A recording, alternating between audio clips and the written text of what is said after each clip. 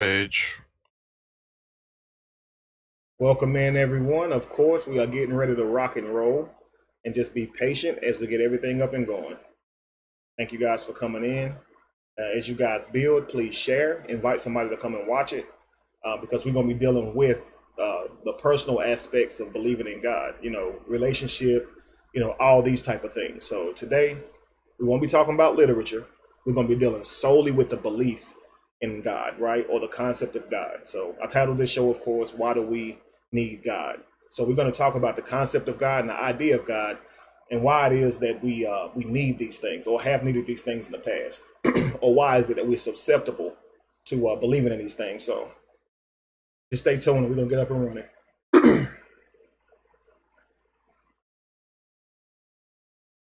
Should be on your like page now.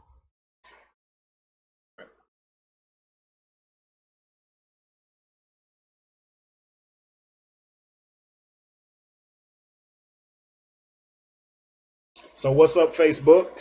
Just give us some time to get going. If you guys want to comment or call and for us to see it or hear it, please come on over to YouTube. We will be taking call-ins today. We're going to have an open dialogue. We're just going to talk to you guys about your testimonies. Of course, if you are conscious now, we want to talk about, a little bit of your story, how you received the belief, and basically how you got free from it. So, and of course, if you are still subscribed to the belief, you're more than welcome to call in. I won't be going over any literature today. We're only going to deal strictly with the relationship aspect of believing. Okay, so share this with somebody, invite somebody to the page, whatever you need to do. But trust me, man, you're going to want your family members to see this.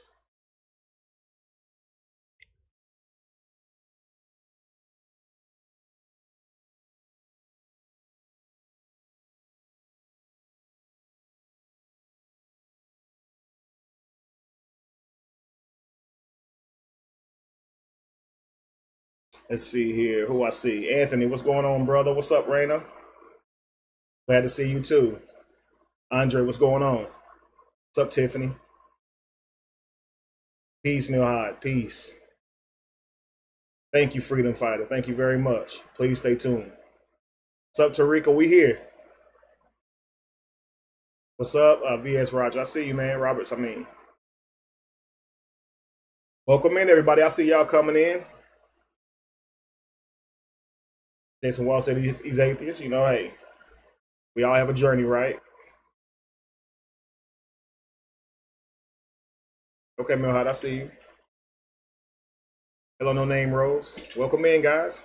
We get ready to get this thing rocking and rolling, man. I hope y'all ready for this.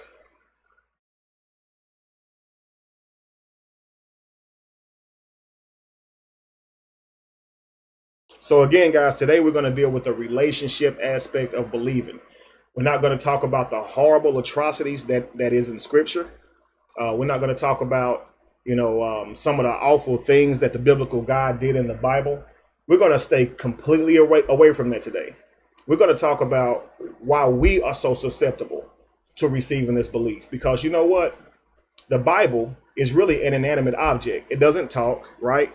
It doesn't put a gun to your head. It doesn't jump up in your lap and force you to read it, nor believe in it. It is us who maintain these beliefs. It is us who subscribe to these beliefs. It is us who keeps these beliefs going, right? So we're going to talk about what it is about us that makes us need this idea or concept, okay? So I want you guys to please stay tuned because we're going to get right into it. I'm just giving everybody a moment to come on, letting it build up some. So we got 151, 147, we climbing. Let's keep those numbers rising, guys. We want to have as many people on here watching this as possible. There are a lot of questions that, frankly, myself, I get asked all the time. Josh gets asked. Jamar's going to be on. Lorenzo. We're going to have a few other people call in, of course. We get asked a lot of questions that we are going to cover tonight. Example, Kevin, what's your definition of God, right? Kevin, what is it that you believe in, right? We're going to get into these things that really should be irrelevant to you, but we will get into some of these things tonight. Delicia, I would have to consider myself agnostic, as that means I'm awaiting proof, right? My brain is not closed, so to speak. So I am awaiting proof. I stand where I am in a position as I have not received evidence yet to subscribe to certain beliefs, right? As I once did. Someone said how to donate. The donations, guys, will be in the link. That's on YouTube. The donations are in the links. And of course, I want everybody to know that. Box. And that I'm sorry, and in the description box, of course. The links are in the description box. That's what I meant. I want you guys to know, first off, we do appreciate you coming to the show. We do appreciate you learning and growing. We do ask that you show your gratitude to show that you are learning by donating as little as $1, right? So we want to make sure that what we are doing and presenting to you guys is valuable information that you can take out into your everyday life, not just a bunch of, mumbo jumbo. So if you are appreciative and you are learning from what we are doing on this show, please consider donating. All right. We got over 200 on now. That's on YouTube alone. I'm sorry, that's Facebook alone. We're keeping the numbers counting, growing, I mean. Peace, Jai. Peace. One Love Life. Hello. Eve, thank you very much for the early donation. Keep them coming, guys. We definitely need all the funding, all the help that we can get so we can continue to bring this to you and the people that are still asleep, right? Your contribution helps wake somebody up. I can't promise you to be given back to you, shaking down, pressed together, and running over, but the knowledge may be. You may be able to take some of this knowledge out and make your life better, make somebody else stronger, right? And strengthen them with this information. So I hope you guys are ready to get into this conversation, guys. We're going in today, no holds barred. We're going to talk about why we believe in these things, why we're susceptible believing in these things, and why we need the idea of these things, right? Thank you, Young Elder of Truth. So I want you guys to watch this quick video real quick. We're just going to talk about a little bit about belief, right? How does belief work, and why is it that we accept beliefs without evidence, all that good stuff, okay? So I wanted to give it a little bit of time to let everybody get on, but I think we have enough on, and we are going to get started, all right? So Josh, let me know if you are prepared to hit play, and if you are, we'll go. All right, cool. Hey, guys, enjoy this video. Faith. There have been men, many of them, who claim to be a new Messiah. And tonight we're going to meet 3 of them, including one in the faraway Philippines who has amassed a flock, he says, numbers in the millions. Poor people who give what little they have to the man they believe is the second coming of Jesus. Bill Weir journeyed there to meet him.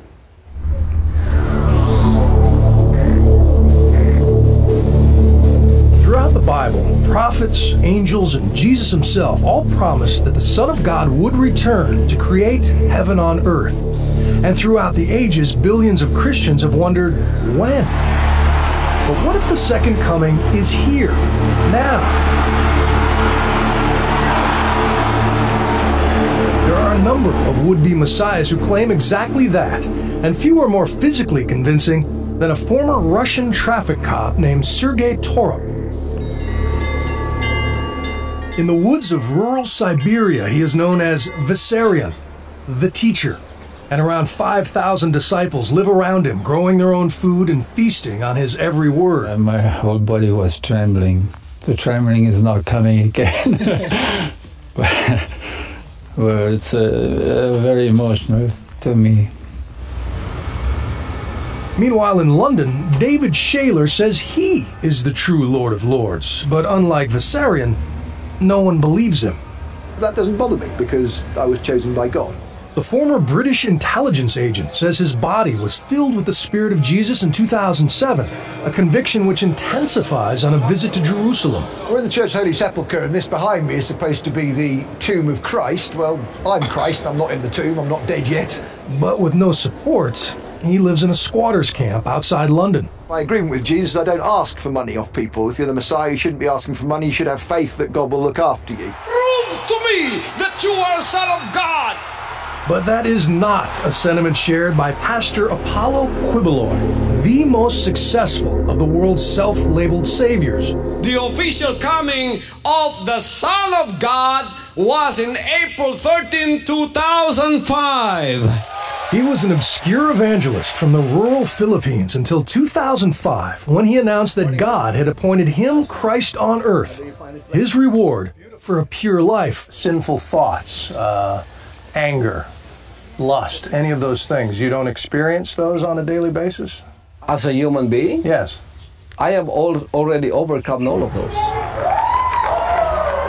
There is no apocalypse in Kibeloi's message, no rapture or final judgment. Instead, he preaches that he is the model of Christianity, and as more people follow his example, God will gradually turn the earth back into the Garden of Eden. Do you perform miracles? For me, the greatest miracle is the changing of that spirit within. But healing the sick, the manifestations of Jesus' powers, you're able to do that? We have healing. You are healing and miracles happening. After taking his place as the appointed son, Kibeloi's ministry has exploded. He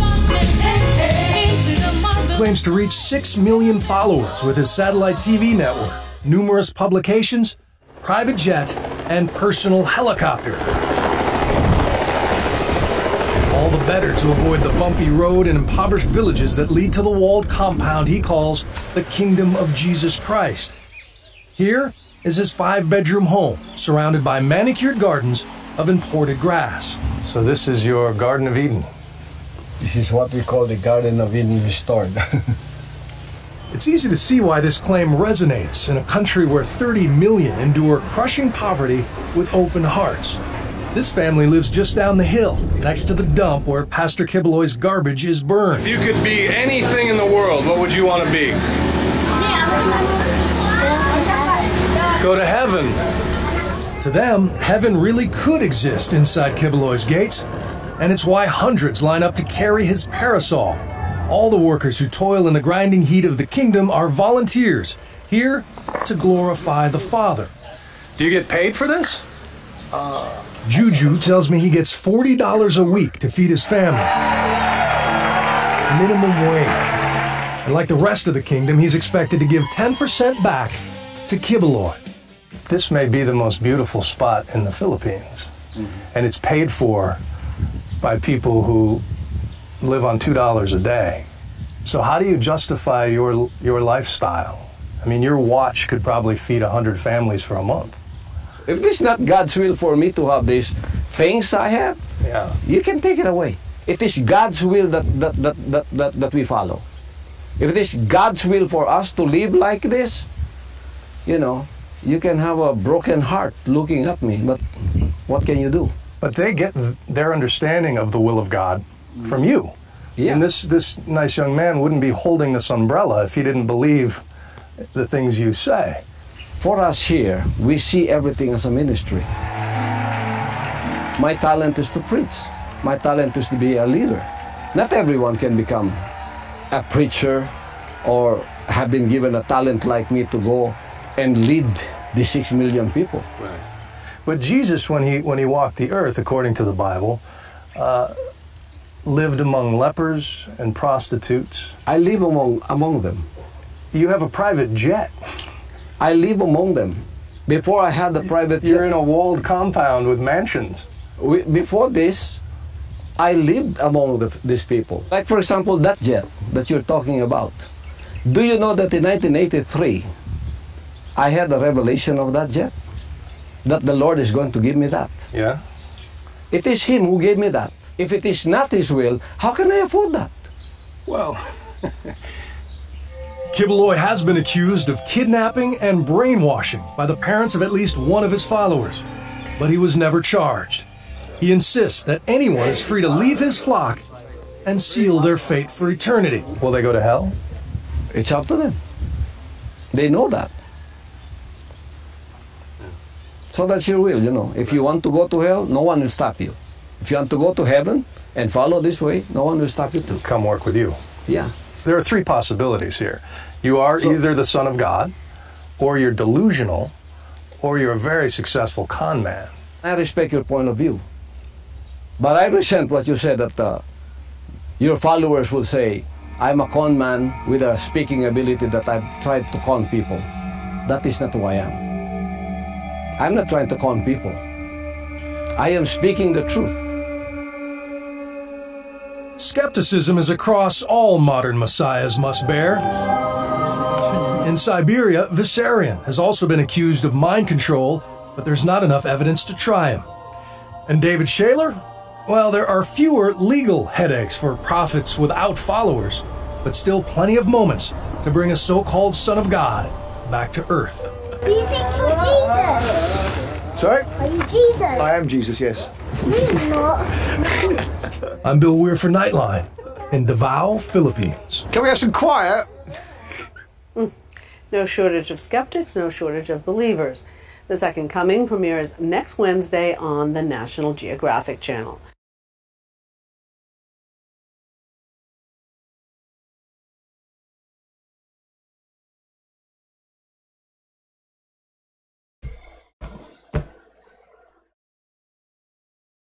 Well, that was rough, huh? Thank you for the donation, Nick. I saw that as it was coming up. I just didn't want to talk over the video. So, what did you guys think of that? What do we think? Wow, Shirley said. My question is, what is really the difference between that man who has over 6 million people following and donating and giving this guy money, listening to his radio stations, right? What is the difference between him and these other men and women who perpetrate themselves as believing in God or Jesus, and they have mansions and, multi-million-dollar churches as well? I would just venture to say the difference in between the two is just one of them is saying that he is Christ, while the others are saying they represent Christ, right? The funny thing is that the person that they are claiming to be, or the person they're claiming to represent, wouldn't have a mansion. According to the literature, the Jesus in the Bible wouldn't have had a mansion, right? Yet this man is able to fool or convince people, over 6 million people, to believe that that he would, and he is the next Christ, right? He would have a mansion and all these things. He's not even trying to duplicate what the first supposed Christ did. Yet he has people who believes in him and literally gives him money. They sit outside of where he lives, right? Outside of it by way of gate, or gate so tall they can't even see over it. And they actually, praise this man. The thing about it is, I'm sure they write about him, right? I'm sure they tell stories about him. What if I were to tell you that 500 years from now, after this man's dead and gone, people will be reading about this guy? There will be proof he existed. There will be proof his followers existed.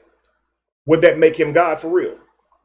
If he literally existed, does it make him literally the next chosen Christ? Because he does exist. We're witnessing a person, right, who does exist right in front of our eyes, and he is claiming to be Christ. Does it mean that it's true because he exists? Dion said no. So this would also mean that if Jesus had existed, or Paul or Matthew or Mark or Luke or John, that it wouldn't mean that Jesus walked on water either, right? It would just mean that there was people at that time who believed in him. Here's what's crazy. This guy, I would be willing to bet money on, has more followers than the Jesus of the Bible at the time the Jesus of the Bible supposedly existed, right? I would argue that this man has over 6 million people following him. So why does the people, though, why does the people believe that this man is God?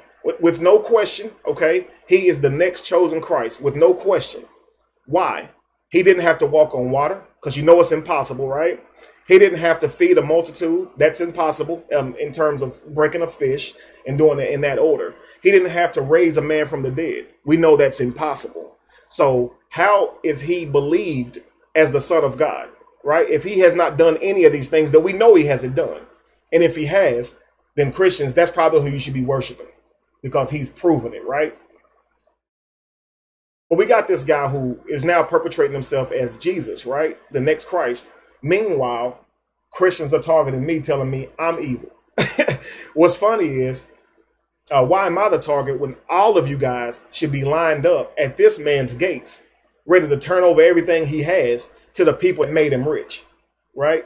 But you're not going to do that, right? Somebody is literally convincing people that he is God. Now, not only are they broke, right, and suffering because they're giving him their money, right? They're giving him their free labor that they could be giving to someone else and trying to make money, right? Not only that, but according to your beliefs, if you're Christian, these people are still going to go to hell and burn for eternity after living their entire lives believing that this guy is the Savior. So just think about that. But I'm being targeted. I'm the bad guy. But now that we got that out the way, Why do we believe in these things? What is it about human beings that makes us so susceptible to the belief or idea of this concept of God? Is it because it brings us comfort? Right? Because we're not talking about literature. You know, I'd be sure to say 90% of people who subscribe to Christianity, and I promise you I'm being generous when I say 90, or I'm being modest. Let's just say, really, actually, you know, I would say 99%, right? 99% of Christians absolutely do not read their literature.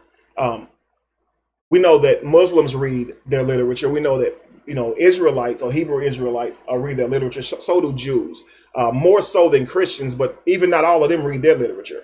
So we know that the belief in God isn't necessarily because of literature. Literature may not be the catalyst for your belief in God, right? So that's the key. Why do we have this belief then? Because like I said, the book didn't just jump in our hands and force us to read it, and it didn't force us to accept it. What is it about us that made us need this idea? What is it? Right? What is it inside of us? Again, the need to be comforted, right? The need for answers that you don't have answers to, or is it hope? What is it that makes us need this idea of God? As a child, a little bit of my testimony, if you will. My mother died at 3 years old, when I was 3 years old, right? She was 30 years old when she died. I didn't know my grandparents, okay? My mother's mother and my mother's father was already dead before I was born, all right? So I never even met them. Don't even know my mother's name. I just know my mother's father's name, right? I didn't learn that until I was 20-something. My father, okay, his father wasn't there for him, so I never met him. My father wasn't there for me, so I didn't even really know him that well, right? So I accepted this belief in God because I was in a place in my life where I was needy, right? I didn't have attention. When I heard about God, it was nothing to do with the Roman Council of Nicaea, right? It was nothing to do with literature or a body being found or anything that would challenge the belief. I accepted the belief in God before I ever cared about literature. But why? The idea of seeing my mother again, maybe, right? The idea of a father loving me the way my father didn't love me, right? What is it that made me accept this idea? Because I didn't care anything about if Jesus actually existed. But you know what? If accepting God meant that I would see my mother again, then and that also meant I had to believe Jesus walked on water and there's also a hell, I guess then so be it, right? I guess I'll accept that belief because, hey, seeing your mother again does sound pretty nice, right? It does sound pretty nice, especially when you don't even know her, right? So when you're a child and you get all these things told to you about an afterlife, right? Your mother actually looking down on you and smiling on you or being proud of you, right? That ain't even God. That ain't even God yet. This is just the idea of your parents smiling down on you. So why are you going to turn down God if it means you don't get your parents, right? To be able to see them in the future or them smiling down on you. So, of course, we accept these ideas and concepts of whatever God they give us so we can get what is received by believing in that God, like heaven, right? Like good, like reward, right? This word Father, when you give this and apply this word to a God, right? Because we give a God, which is an ambiguous name, right? God can mean anything, literally. It can mean anything, right? If someone stands on a podium and says, first of all, I want to thank God, we know that that says no more about what God they worship than saying, first of all, I want to thank me, and you can't see their face, right? You wouldn't even know who they're talking about unless you know their voice. So I want to thank God. What exactly does that mean? It's ambiguous, right? God don't even have a name. It's a very generic word, God, right? So, but we call this God Father, though. That ties the relationship, because how can you have a relationship with God? So you know the relationship between a child and a dad, it's in the title, right? It's Father, right? Father. Patient said, yes, of course, afterlife sounds lovely compared to this current reality. I mean, people die in this reality. Why not imagine one where people don't die, right? Why not imagine one where there's no sickness? Because we have those things in this realm. But you have to think about this kind of stuff. You know, if you accept one belief and it also means that you have to accept a tyrant to go along with that belief, you have to really at some point, you got to start asking some questions and not accept the whole thing just because it has some good content to it. It's kind of like saying, you know, drink this poison. right? Because it also has water in it, right? I mix the poison with water.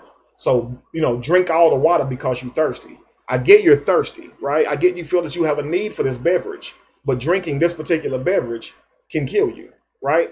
So how about find out which beverage you should be drinking before you subscribe to what you're going to be drinking. You don't even know what's in it. And that's what happens. We get this literature.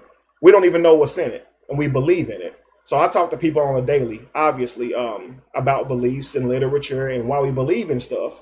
And you know what? Most people who believe and subscribe to being a Christian, like I said, have never, ever read the Bible. So it has to be about more than literature. And what do they say? I have a relationship, right? So again, do we have a relationship with God or a need for God out of sheer need for comfort or hope? Or is it because it brings us answers to questions that we don't have the answers to, right? If you accept God, now you were created, right? If you accept this idea and concept of a God who created you from clay, right, and knows your end from your beginning, knows everything about you, right? Now you don't have to question where you came from or question really anything for that matter, because you get to believe that someone else has it all in his hands, right? You don't have to take responsibility, right? Someone else has already designed your path, and there is a way out, right? We just got to live it out, right? But the God who created us also has a plan for us. These are the ideas that we get. So I'm going to talk a little bit about the concepts of God, and once we've accepted them, how awkward it is to get rid of them. Even once you realize that the literature is not the inerrant word of God. Even when you realize the literature is flawed, it's still difficult to strip away from these beliefs. And it's simply because it's kind of muscle memory in your brain. I talked to an atheist, right? And the atheist was talking about how the idea of his father being proud of him or not being proud of him kind of haunted him. Now, his father was dead, right? And so he aspired to be as good or better than his father. And he felt like he wasn't living up to what his father would have wanted from him. Now, he also expressed to me his whole life, people use this against him, right? Your father would be turning in his grave, or your father wanted you to do this and that. When I asked him about it, I said, man, as an atheist, you sure do give a lot of thought and credit to someone who is no longer with us. And he thought about it and said, you know what? I guess I've exchanged one tyrant for another. He said this as if he'd already been in some type of abusive relationship. So, of course, I was intrigued by that. And I asked him, what do you mean by that? And he said, it's just like when I believed in God, or the biblical aspect or concept of God. It was always trying to please this being that you couldn't see. Okay, you couldn't get clarification on what this being wanted from you, right? Other than hearsay. And here you are trying to please this being, and now you're torturing yourself because you don't feel that this being is pleased with you or your efforts. And he was doing this out of respect to his father, not even a God out of the Bible or any book. So this idea can really go with us, and it doesn't have to be a God, right? I had a relationship with my mother, right, until I was well into my teens, right? My mother died when I was 3. You see what I'm saying? I always felt like my mother was watching over me and connected to me because I was always told that, right? And someone said that, that sounds beautiful. And it's like, of course, hearing that your family will be there waiting for you and stuff. And I know a lot of us still have those type of thoughts and ideas, but I want to say to you that that's selfish thinking, right? To think that your family members have gone on and all they care about doing is looking back on this world and you and wonder about what you're doing. It's selfish thinking, right? Let them go, right? That type of thinking is selfish. I know it's harsh to tell somebody, to let that go, but these are concepts that were given to us as children. You see what I'm saying? I don't mean to offend anyone because I know these are thoughts and ideas that we even have as non-believers in literature, that you're going to see your parents in heaven or what, or they looking down on you smiling. I'd venture to say that they ain't even thinking about this world, right? They own somewhere else doing whatever they want to do if you want to believe that. But I'd hate to believe that, my mother is sitting somewhere stagnant, watching me live my life, judging me and ridiculing me, or even being happy for me. Like, you see what I'm saying? Like, mama, live your life. So, of course, we talk about these concepts of God, and you wonder, how is it that we accept the concept of God, even when the concept of God alone is ambiguous, right? If you ask a Christian to define God, they probably wouldn't be able to. One of the most talked about scriptures in the Bible, or most controversial scriptures in the Bible, is let us make man in our image. What does that actually mean? Does that mean make us in our physical image? And this is the question, guys. So this is a popular argument, okay? Let us make man in our image. What exactly does that mean? What does it mean to be made in God's image, if you don't mind? I'll give you some multiple choices too, to see how you guys think about this. So, is it physically, right? Are we physically made in his image? Is it emotionally made in his image? Would it be intellectually made in his image, or relationship wise? Do we relate to God? Do we relate to God? Right? So does God, you being made in God's image, guys, do you believe that it is physical, intellectual, right? So let's see if you guys are gonna start commenting. So I want to make sure y'all with me now. Being made in God's image, what exactly does that mean? Does that mean that it's physical? Is it intellectual, guys? Is it emotional? Someone said mentally, okay. Maybe spiritually, okay. The Rebel said mentally. Red Hot said maybe spiritually. Okay, Dion said I think it's more of a intellectual and relationship-wise, okay. Relational, okay. His likeness, you mean like his mannerisms, his ways, his attributes? Physical. Okay, Byron. Neither. Why people why? Then what would you suggest? Why people why, if you don't mind? Physical and mental. Okay.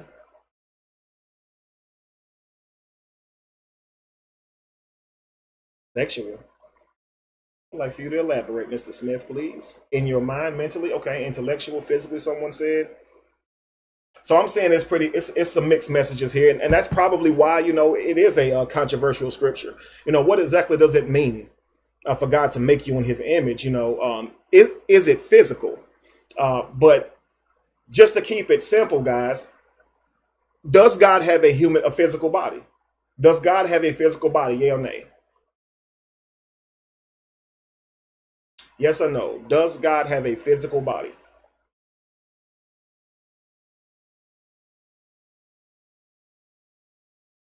No. Candy said no. First person to say no. Let's see here. Patient said, I don't know. That's fair, right? No. Okay. Multi-Exquisite said yes. Everybody else is saying no. I see Mr. Jinx say obviously. So we're saying that God has a physical body, guys. Okay. Most people are saying no. I don't think God would have a physical body, if the concept of God. So I'm hearing yes, and that's fair. So if God has a physical body, these are probably those who would say, you know, well, of course, Mr. Jinx, I see where you're going with this. I mean the idea and the concept of God as this person in the sky. Okay, so I don't mean you guys that are awakened. Okay, you know what I mean. So yeah, I mean I'm talking about the conceptual God in the Bible, Yahweh or Allah or any of these guys that we believe in. Thank you, Sean Williams. No, God wouldn't have a physical body, right? If God does not have a physical body and we are made in God's image, why do we have a physical body, right? Or is that a good question? Is that a silly question? Why would we need a physical body if we're made in the very image of a being who does not have one? Okay, now, of course, you wouldn't have that question, you know, if you believe God, in fact, has a physical body. And hey, you'd have several reasons for believing that. I wouldn't say that that's a silly thought, right? God enjoys the smell of burning animals, so he must have a nose, right? He sits on a throne, so he must have a butt. You know, so we have several scriptures that give us an indication maybe that God somehow has human body parts as he walks through a garden, right? Or his spirit actually walks. We have ideas that God may somehow have some type of physical being to him. He made noise when he walked through the garden. It made noise when he walked through the garden. Absolutely. That's why Adam and Eve hid.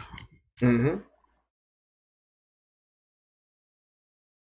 So God has a mouth if he has a voice, right? Or he has a voice box if he has a voice, right? People hear the voice of God. Where does his voice come from if he doesn't have a voice box? I want you to think of something, imagine something though. When you're dealing with being made in someone's image in terms of a physical image, Josh, tell me if you disagree. When you look across the planet, do you not see beings, animal or not, human or not, reptilian or not, that have bodies that are built for the environment they live in? Is this true? Yes, that's true. So animals do have bodies that are built for the environment they live in. So it's safe to say that a polar bear, has a really thick coat because it lives in an area where it's cold, right? In Africa, that exact polar bear would not be fit for that environment, right? It would die. It would die from overheating, and vice versa. Okay, so if you have a body, okay, that is fit for the environment you live in, if God, in fact, has a body, what type of body would God have? What environment does God live in? So what type of body would God need to survive in his environment? Right? If you're going to be logical, if we have a human body and a body designed for the environment we live in, okay, what type of body would a God have? Here's what I mean. We have ears because there's something to hear, right, Josh? Yep. So there was something to hear before I was ever born. So it's safe to say that my human anatomy is made up to be able to receive sound because sound exists, right? But God existed before sound, right? Allegedly. Right. Allegedly. So as far as hearing goes, would God even need ears if he existed before sound? Because he wouldn't be made to receive sound, right? Yeah. So how would he hear? How would he hear with no ears? How would he smell with no nose? Because God wouldn't need a nose, as there was nothing that existed before him. So he wouldn't have to have any type of bodily attributes to survive in any type of condition, as he was before any type of condition. Yeah. So God having a body, okay, a physical body, is kind of silly to think. God would have to be spiritual being, correct? Because how can you be everywhere at the same time and have a body? Wouldn't we see this dude? I agree. He would definitely take up space, right? We would see his physical body if he's everywhere at the same time. So if water was everywhere at the same time, wouldn't it be safe to say that we'd be under it, Josh? If water was everywhere at the same time, yes. Absolutely. Right now, that would mean we're surrounded by water, right? Okay, so we can't be made in this physical image, right? Because God doesn't have a body. But let's just imagine we did. God has a body, right? That we're made in his image. But God's body is not susceptible to sickness, pain, death, evil thoughts, pleasureful thoughts, right? But ours is. Why, if we're made in God's image? Now you might say, Satan. But who is Satan made from? God. So how can Satan have evil thoughts if the person he's replicated from doesn't have evil thoughts? Where did they come from? Is it Satan's fault for having evil thoughts? No. Is wanting to be like somebody evil? People always like to say, like, how do you create the planet, or how do you create the universe from nothing? You have to ask the same thing about evil if you're going to use that type of thinking. You'd have to ask the same thing. Right. Yeah. So which brings me to my next question. I asked, was it about flesh, right? Was it about your physical body, or was it about your mentality, right? Or your morale, right? Or your spirituality? Well, let's get into that. Josh, if you don't mind, please repeat what you just said. People like to say, you can't get nothing from the universe when they ask, like, how did the universe get here? How do we come here? Blah, blah, blah. You can't get a something out of a nothing, usually what they summarize it as. So Absolutely. You can't get evil without, you have to have a point with evil or origin as well of where that evil would come from. If God is the creator of everything, then that is the origin of evil. God would be the origin of evil. I didn't say exactly what I said, but kind of just tying it there. But that's powerful. God, and here's the thing. The literature backs this up by saying, I, the Lord, create evil. I create all these things, right? So we do know that the Lord confesses, according to the literature, of course, allegedly, that he did create evil. But people argue that we were given evil as a gift of free will, right? Isn't that what they say, Josh? If you if you don't offer evil, then by default you're forcing people to be good, which is equally wrong, right? So I must create free will in order to give. I must create evil in order to give you free will. But I want to show you something. We're made in the image of God, correct? Now, being made in the image of God, our free will corrupted us, but God's free will, he remains incorruptible. Why? So man had free will to commit evil, and when he committed evil, now he's changed, right? Now he has to die. He's corrupted by free will. What the world, or what people who read the Bible or who in a sunken place calls evil in eating fruit. That's what you're calling evil, though. So we're talking about the fall of man came from eating some fruit. That's what you're calling evil. If you ask anybody in the whole entire world, name things that would fall under being evil, I guarantee you nobody will say eating fruit. Nobody will say that. I guarantee you. There's going to be a whole lot of other things that people would say, but I guarantee you it won't be eating fruit. They won't. They won't say that. So now you're talking about a God who has created you to be deficient. He's created you to be less than itself. Now, if you are flawed and God is not flawed, you have to question your creator, right? If I'm a creator and I know I'm all powerful, why would I fear making anybody who capable of being like me? I don't have to worry about losing, because that would just result in a stalemate. We forever be even. I don't have to worry about ever being overtaken because I'm still unbeatable. But what do you call a person, Josh, who creates you to be inferior and tells you have to worship him? A dick. Josh's words, not mine. Now, if not within the context of God, if you were to ask anybody, if you went and bought a bunch of ants just to burn them, right? Just to torture them. If you went and purchased slaves just to have them do your will, right? Even if you had children just to make them work for you for free, for the rest of their life or whatever, you brought them in this world, right? I think anybody would say that's evil. But we're dealing with a God. People worship a God who intentionally made people to be less than itself so it could be worshipped. Hang on, Kevin, because I saw this both now and on Facebook and on YouTube. People said it's not about the fruit, and people also said it's not fruit. We know it's knowledge, but sure, we're going with the story, guys. Relax. Absolutely. People said it's not about the fruit or what they did. It's about disobeying God. Sure, and that's fine. Simply disobeying God results in being tortured, having women having periods, having to be subject to men's rulership, right? For forever. The whole world is under the torment and torture that it's under simply because someone was disobedient. The very first two people who, like I said, God created these two people. Oh, the literature, of course, says that God did. So again, what you guys are doing is you're trying to make it make sense by saying it ain't about the fruit, it's about disobedience. Let me ask you a question. Josh, is it foul, is it wrong to kill a man over $1? It's horrible. It's horrible. What if the man owed you $1 and told you, I'll pay you when I feel like it? Still shouldn't kill him over it, but would somebody do that? Would somebody be willing to do that if that happened? Kill somebody over $1? Right. I mean, because it's happened. We know this in life. Like, I know someone who was murdered over $1. So my point is this, guys. You always going to try to make it make sense. If killing somebody over $1 is wrong, why is killing somebody over $1 okay if they told you they wasn't paying you back? It's still over $1, but you're going to say, well, he disrespected him, right? It's the principle. We always try to justify it.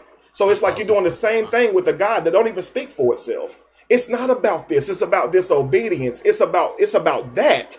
And that deserves the whole world being cursed. No, it doesn't. That's just like when people get killed by the police. It's like, well, he shouldn't have robbed. He shouldn't have been there. He shouldn't have been walking at night. He should, like, they always try to justify it. Always try to justify it. And I really hope that no one actually thought that it was about fruit. I'm hoping I'm talking to people who have a little bit of biblical, at least a little bit of knowledge about myself, because obviously I don't think that it's an apple or a literal piece of fruit that it's referring to. I could go into what it really meant and you wouldn't even understand that. But we're talking about We're talking about the belief, right? We're talking about the idea and concept of God. So I'm talking about why would we believe in such a person who doesn't give you the adequate tools to even survive, and then blames you for not being able to live up to it, right? It's almost like if I were to build a robot, I give this robot a simple rule, or 3 simple rules. Don't hurt humans, right? The second rule is don't put yourself in harm's way, right? Okay, and the third rule is don't do the second rule, or don't put yourself in harm's way, or put yourself in harm's way if it means if you protect yourself, you're hurting a human. So that's the third rule. Just so we know, you cannot hurt a human. You would allow yourself to be hurt only if it means protecting a human, but don't just put yourself in danger. So these are the rules you give to your robot, right? Now, just imagine you got this robot, and now there's this piece of element or whatever that we need, right? And it's on the moon. So we send this robot to the moon to get this element. The robot ain't coming back, right? So now we take a trip to the moon to find out why this robot is not coming back. What we find out is the robot is going all the way to this element that we need. But this element is protected or surrounded by some waste or something that would kill this robot or injure this robot. The robot senses the danger and runs away from it. But once it gets 5 miles away from it, the danger goes away, and it goes back to the rule number 1. Obey your rule, and goes back to try to get this piece. So now this robot stuck in a loop, and in this loop, running to the element, and then running away from the element to protect itself, realizing it has a job to do, not feeling scared because it's not close to the actual substance. So it goes back again. Now we're stuck within loop, right? Now we get to the moon, and we're here to tell this robot or find out what's going on with this robot, and the robot instantly begins to feel bad. But it's not the robot's fault. We gave it these rules. We told this robot, do not put yourself in harm's way. If I was to blame this robot and shut it down because it's obeying my rules, wouldn't that be unfair? Absolutely. Okay, so again, God put us in situations, or this biblical character God puts us in situations that it knows you cannot handle. Okay, so again, if having free will corrupts you, and having free will for God or the biblical God doesn't corrupt this God, you have to ask yourself, how am I in fact made in his image? How? Mm-hmm. I want to give a definition of one thing, and then Sure. I'm probably hand it over to Jamar. He's on now. All right. Just for people that don't know, extortion. This is probably the best way I always thought of it. I didn't know the word for it at the time when I was a kid, obviously, but I grew up, et cetera, et cetera. But basically, the whole game to me always seemed like an extortion deal. If I don't get down with the program of Christianity or belief, then I'm going to be subject to hell, which would be, you can say, well, you have a free will. You're supposed to, obviously, you need to choose this if you don't want to get that. But that's not free will if I'm going to be severely punished for eternity. Mm-hmm. So that would fall into extortion. For people that don't know what extortion is, I'm going to give you the definition. You guys can look it up. It's a criminal offense, obviously, for us humans, obtaining money, property, or services from an individual or institution through coercion. Coercion is the practice of persuading someone to do something by using force or threats. So if you're motivated by a threat, some people are motivated because they want to see heaven, just like you want to see with your mother, and, people that have passed in your life. Mm-hmm. But obviously there's also the complete negative side. Not only, you could go to heaven and see your parents again, but you also avoid eternal suffering for hell if you just bend the knee, basically, and praise this God, the same God who made this, the third in the first place, which is kind of ridiculous. But yes, kneel to the same God that threatened your soul for eternity, and then, I'll let you through the gates. Absolutely. So it's just crazy. Absolutely. Yeah. How are you doing, Jamar? I'm good, brothers. How y'all doing, man? Hotel pool. Good, brother. Welcome in. Peace, peace. Peace, brother. Hey, Obviously, Jamal, we are talking about the concept that we have now, of course, in God, this old concept that we have spent our lives into. Of course, you know it all too well. But we're talking about what makes us so susceptible to believe in these ideas at a young age, and why it's so hard to let them go. Even once you realize the literature doesn't line up, there is no historical value to this literature at all. No bodies have been found. Yet you have millions of people, obviously, who still subscribe to this religion as they do Islam. Okay, they subscribe to Hinduism, all of which have no evidence. Why do you feel that we as human beings do that? If you don't mind, Josh. I'm sorry, I was typing to Jamaar. I'm sorry, I actually meant Jamaar. I don't know why I keep doing that. I think the key here is that what you mentioned was that at a young age, they catch you at a young age. And even the text knows that if you train up a child in the way that he should go, when he is older, he will not depart from it. And this is just basically a formatting of the brain. It's a format. I look at the brain as a computer, right? Or even a external hard drive, right? Once you format that external hard drive, no matter what you do, if you fill that external hard drive up with a certain amount of content, you can't just delete it and now all of a sudden change the format of it. You can't bring it from a Mac now over to a PC and use that external hard drive. You're going to have issues. You're going to have to get you a whole new external hard drive because it was formatted from the beginning to suit a certain type of operating system. Mm-hmm. When you are a child, you are formatting your operating system. See, when you go to like China or you go to Japan, they do something that's called tiger parenting. And that's like the first 2 years of your life. It's a real strict, intense training, almost a training course, like boot camp of life for them. And this is why their children, when they grow up and they grow older, they are so disciplined. Because from the time they are a baby up until 2 years old, it's real vigorous, intense training on what they should and should not do and how to give them a mindset of obedience towards their parents. Okay, and all of us are the same exact way. If we take that approach with any human being, where we show them, hey, listen, if you go this route, it's going to be dire consequences for you, they're going to grow and mold their brain pattern. Their synapses in their brain are still developing at this time. So when you catch them when you catch them when they're young, they develop synapses that control their hormones and their emotions so that they no longer are even going to seek dangerous things or things that are perceived to be as dangerous that was passed down to them by their parents, whether it be by DNA or whether it be by something that is a learned behavior that they were taught. So over time, over years and years and years of perpetuating time that we have been in it, where we received it through our DNA of our ancestors, where it was whipped into them traumatically. And then we have our society, which is now built around that entire environment and is now a physical matrix of everything that we see. It's only inevitable that we fall into this category of beings who will believe anything according to religion. So the key thing here is catching you at a young age, when you're young, nice and ripe. It's hard to convince somebody that's been living their life in the streets all their life, all of a sudden to flip them, and now all of a sudden they're going into Christianity for the rest of their life. Mm-hmm. If, when you raise them up as a child, they locked in. When they've been raised in the streets their whole life, they're going to wave on their Christianity back and forth, and they're going to struggle because they got built so much real logic and absolute knowledge, absolute reality versus relative reality, So I think the key here is just catching them when they're young. It's all about taking advantage of an undeveloped brain. And here's the thing. If you don't do that, your trick is to play on the need of the person that you want to believe in whatever you're selling them. Okay, so if you have someone who is an adult and they have not fully accepted these type of beliefs yet, and they're struggling in their marriage, then you might say something like, give your marriage to God. Now, I have said this. I've been guilty of this, right? Somebody can't get a job. They're in some type of need that seems to be something they can't handle on their own, right? And you convince them that if they give their life and heart to God or Jesus, that somehow things will fall in line, right? Put your life in his hands and let him take control.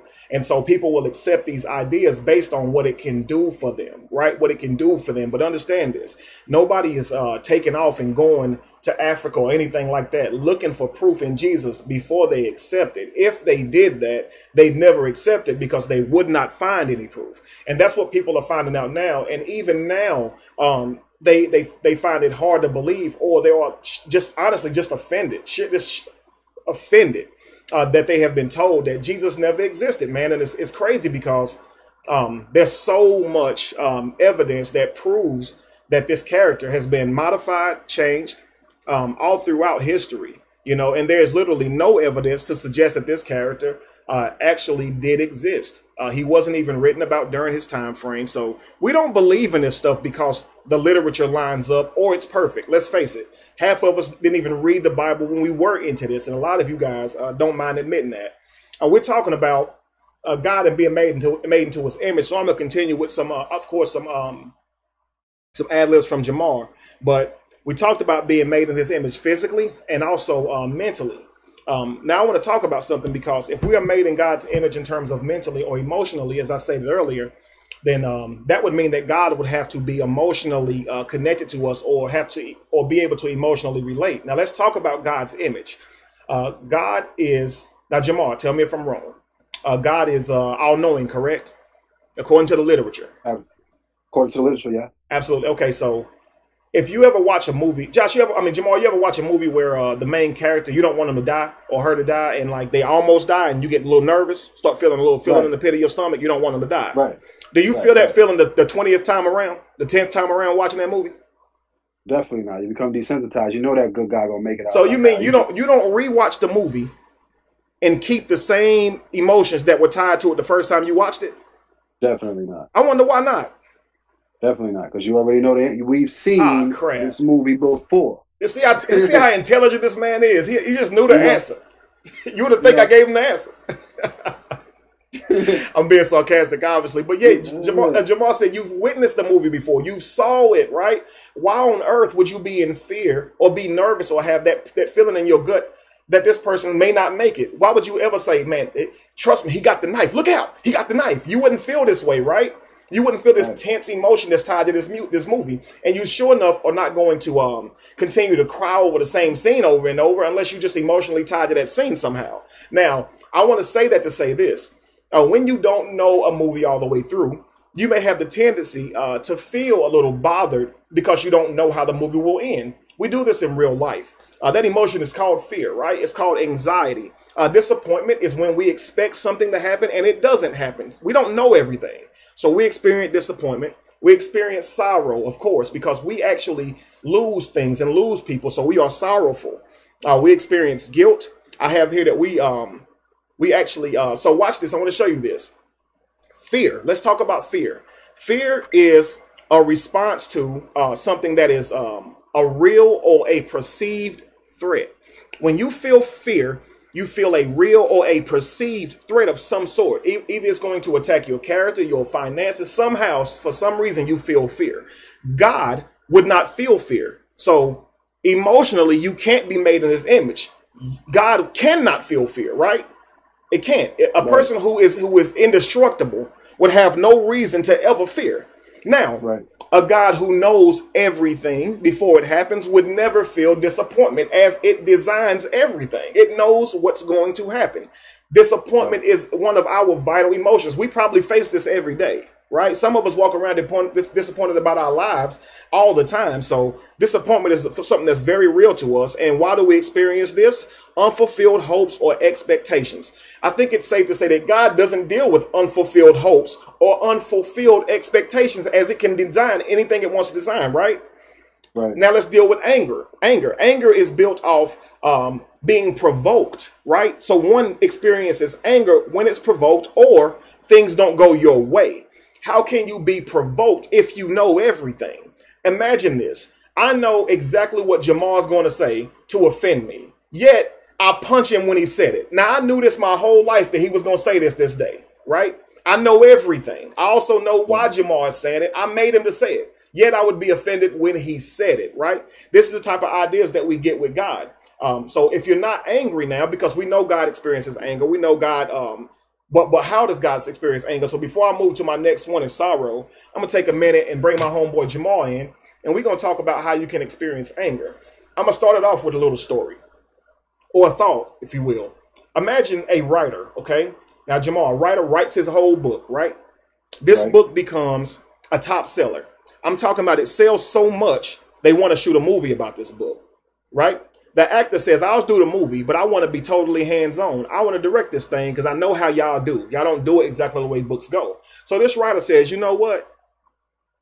I'm picking the actors, everything. He directing, cut from scene to scene. He doing every single scene, right? Now, once this movie comes out that's about his book that was a bestseller, he sits in the review room and watches his own movie, literally crying at some of the sadness in it, literally laughing at some of the funny stuff in it, literally feeling fear when someone appears to be to almost die. I'm talking about he expresses literal excitement at the end of this movie when the main character dies. How ridiculous would that sound if a writer who wrote the book, directed the movie, still acted emotionally towards the outcome of the movie, as if he didn't know what was going to happen? Right. How crazy? I mean, how crazy does that sound, bro?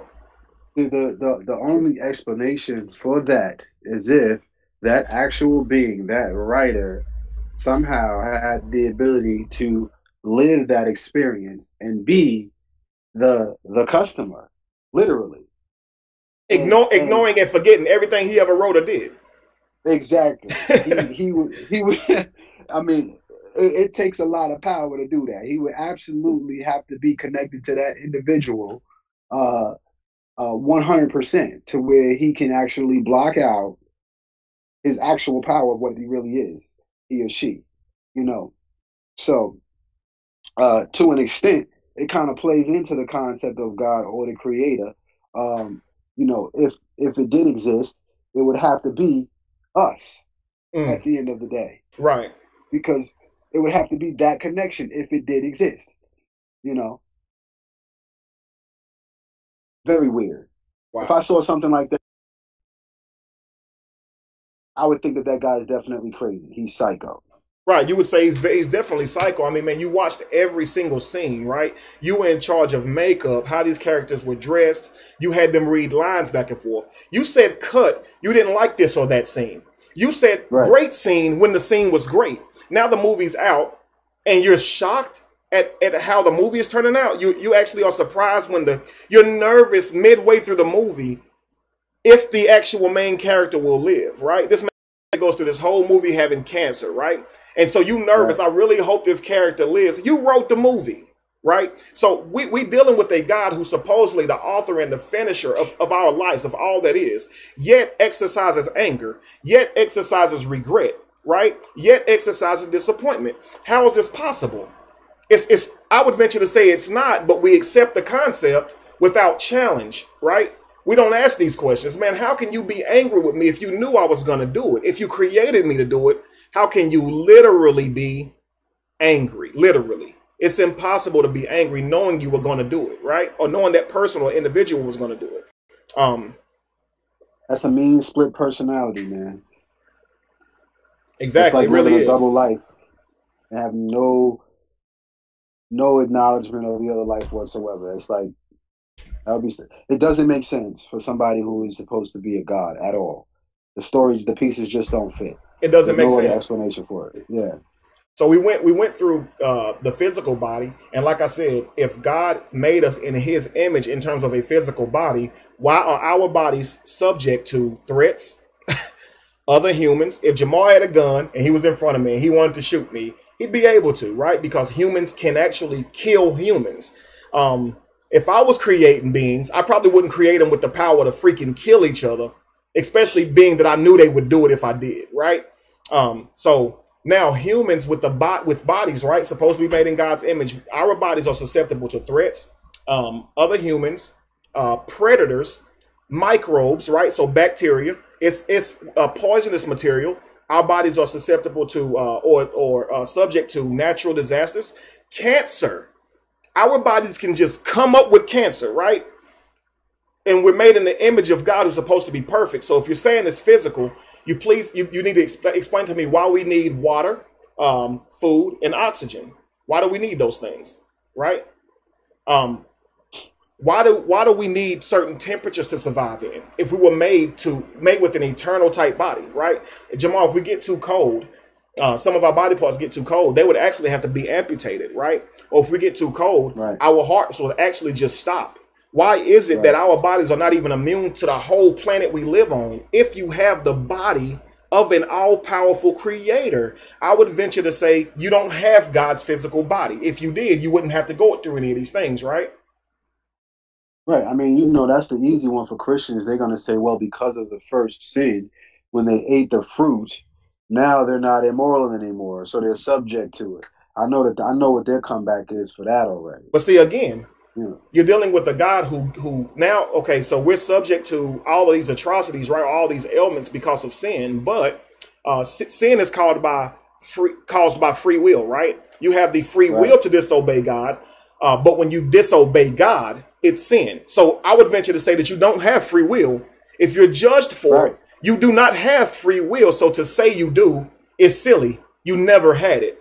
That's the okie doke. Right. If okay, let's just say you don't. If you live in North Carolina or Georgia, right, you don't have free will to smoke marijuana. I mean, of course you can go do it, but if you get caught with it, it's going to be problems, right? If weed is legal in your state, then you would say you have free will. But if eating the fruit was disobedient, then it's safe to say they didn't have free will, which means God wills you to do something. It wasn't in God's will for them to eat it. Therefore, when they ate it, it caused problems. Now, God, who has free will, is able to exercise his free will and maintain its indestructibility, right? But man, when they exercise their free will, now they are destructible. And or have became destructible because they ate the fruit. So if you say it's sin or free will that caused us to be destructible, why doesn't free will affect God? Because God can kill who it wants and it doesn't have to be called a murderer. And you're made in its image, right? You're made in that thing's image. But if you do these things, you become fallible. So you can't be made in that person's image. If a God was truly nice, right, or fair, it wouldn't make people that is so inferior to itself. You see what I'm saying? It wouldn't do it. Yeah. I mean, literally, and let's be realistic here, if we did half of the things that God did, they would have given us the electric chair by now. Absolutely. Realistically, if we did half of the things that this all-loving God has done in the biblical text, trying to be like him. Because remember, we're supposed to be trying to be like God. Mm-hmm. So if we actually did the things that God did, where would that lead us? Where would we end up? I give you about years of doing everything that God, not even 2, I give you about 6 months doing the things that God has done. And I guarantee you're going to be in a bad space, if not dead. And if you don't get caught on this plane, you're going to hell, right? For doing the things that God did. So the thing, if you do what God did, it's actually you're actually worthy of hell. But if God does them, he gets to live in heaven the entire time. Here's what I want to show you guys. So just imagine you seeing a whole scene, right? Somebody dying out on the grass, right? Or this cancer patient dying on his hospital bed. Okay, the scene is so real. And all of a sudden you see the actual writer or director show up and say, cut. Now I'm talking about every scene. This guy has showed up and said, cut. Every single scene. As soon as he's actually seeing the action movie being displayed, he's crying, right? I'm talking about literally crying, excited, fearful, anything you would express from seeing a movie that you had never saw before, wondering what's going to happen next, right? All these type of things. So we got that out the way. Now we dealt with fear, disappointment. Now let's deal with anger. So I'm sorry, we dealt with anger. Let's deal with sorrow. If you already know something is going to happen, how can you truly feel sorrow? Because sorrow comes from regret or misfortune or loss. So God regretted making man, right? This is not a joke. Literally in the Bible, okay? The biblical God regrets making man. Jamaar, and just in your own definition, what would you say regret means? That means you made a mistake. You know, there's no doubt about it. When you regret something, you didn't mean to do it. And in my opinion, no God should ever fear. The regret and God is never supposed to mix, considering he knows all. I agree. This doesn't make sense. And even if you say it's not a mistake or regrets, or it means you made a mistake, it does mean that you regret the decision you made, right? So let's just say I made a decision today that didn't seem like a good decision, right? I did something that got me fired, right? But 2 years from now, I might say that's the greatest thing that ever happened to me, right? But you're dealing with a person who doesn't know the future. So I'm okay. I get it's fair, right? I get full leeway to be able to deal with regret as I'm a person who doesn't know the future, right? It's fair that I can feel regret. I don't know the outcome of every decision that I'll make. So it's fair for me to feel fear, right? And because I don't know the outcome of every decision I make, it is also fair for me to experience guilt whenever I may make a decision, right? You may make a decision that at the time you think is okay, But then after it's all said and done, you may in fact experience guilt after it. What if I told you that your morale doesn't extend past your knowledge? You're only going to feel bad for doing what you are aware of that's bad. If you're not aware that it's bad, your morale won't be subject to that thing, right? I guarantee you. Can I ask you a question? Sure. I thought about something. If something is regretted, does that mean you cannot fix it? Because usually I don't think we use the term regret like something we can do to fix it. Like if I made a mistake, I can fix a mistake. I don't know if we often say regret as in something we can fix. Because I would think if God said, I regretted making a man, he could have just fixed the mistake or regret, right? I mean, I'm sure the word can be interchangeable. You know, if I build a whole desk and I left off the first piece and I got to take the whole thing apart, I could regret even though it's fixable. But I would say that in most cases, we use this term meaning go back in time. I really regret I did that, you know. But at the end of the day, the word is still used and as if God really experienced an emotion of or a feeling of regret, and this feeling can't be had with a being that knows everything, right? So absolutely. You know, so I'm with you, Josh. I mean, most of the time we use that word, we're using that word in terms of I can't go back and fix it, but we would know that if God is truly God and what it says the literature gives him credit for doing, it could do these things. It could go back, right? But that wouldn't be fair either, you know, with having the ability to be able to change the past. Why would you ever need to change the past if you know everything? And people say that God has the ability to change the past. Why would God need to change the past if you know everything? You know, it's ridiculous. Yeah, and I think that's a part that we overlook a lot. It's like, yo, this being supposedly has the ability to do whatever it wants. So if it wanted to, even if it wanted to, it should be able to reverse time and fix any mistakes that it has made. I mean, when we read the text, you know, we see him feeding multitudes of people with fish and, you know, making one blind man see and, you know, raising people from the dead. It's like, bro, we got people dying every single day. We got world hunger. We got white supremacy that we're dealing with. It's like these are easily fixable things compared to the things that was done in the Bible. You know what I'm saying? So it's like, yo, what's the problem? Where you at, fam? You know, if you really exist, you know, and you were showing up for people and, you know, and everybody saw it, you know, are you not in the business no more? You feel what I'm saying? Like, show and prove. And, you know, that's what I was saying. I was talking to somebody yesterday, and I said, listen, man, you know, they were trying to sell me on Jesus. And I said, listen, here's the thing. If you can do any one of the things that you say you can do, you know, I will stop my following right now. I will stop my teaching and everything that I do, and I will follow you. Real rap. I want to see you do what you say that you can do, or even let your God do what you say you can do. If you can get them on the horn, get them on the horn right now. Right now, because it's not that we don't want you to win. We want to see you win. We don't care how it gets done. We just want it done, right? I think we all can agree on that. We all want to see a better planet, right? We all want to live healthy. You know, we all have the same common goals. So we don't care who it comes from. I don't care if it came from a bullfrog. You know what I'm saying? If it came from a magic bottle cap, whatever it is, I want to see it done, and I'm with it. You know what I'm saying? But at the end of the day, they can't do none of that. You're right. It's just like when you asked Anthony just to terminate the live feed, like you and Kevin, I mean, we shut everything down. All you gotta do is terminate the live feed. It's that simple. Right. You can't even do that. And I can terminate the live feed with one button. So, you know what just hit me though? Check this out. This just hit me. Y'all gonna be like, unreal. So someone earlier said, Josh, comment like you said on YouTube and Facebook that it was the disobedience that caused us to be you know, experience death, right, and sickness and things like that. But think about this. Did death and sickness and poverty exist before eating the fruit? No, right?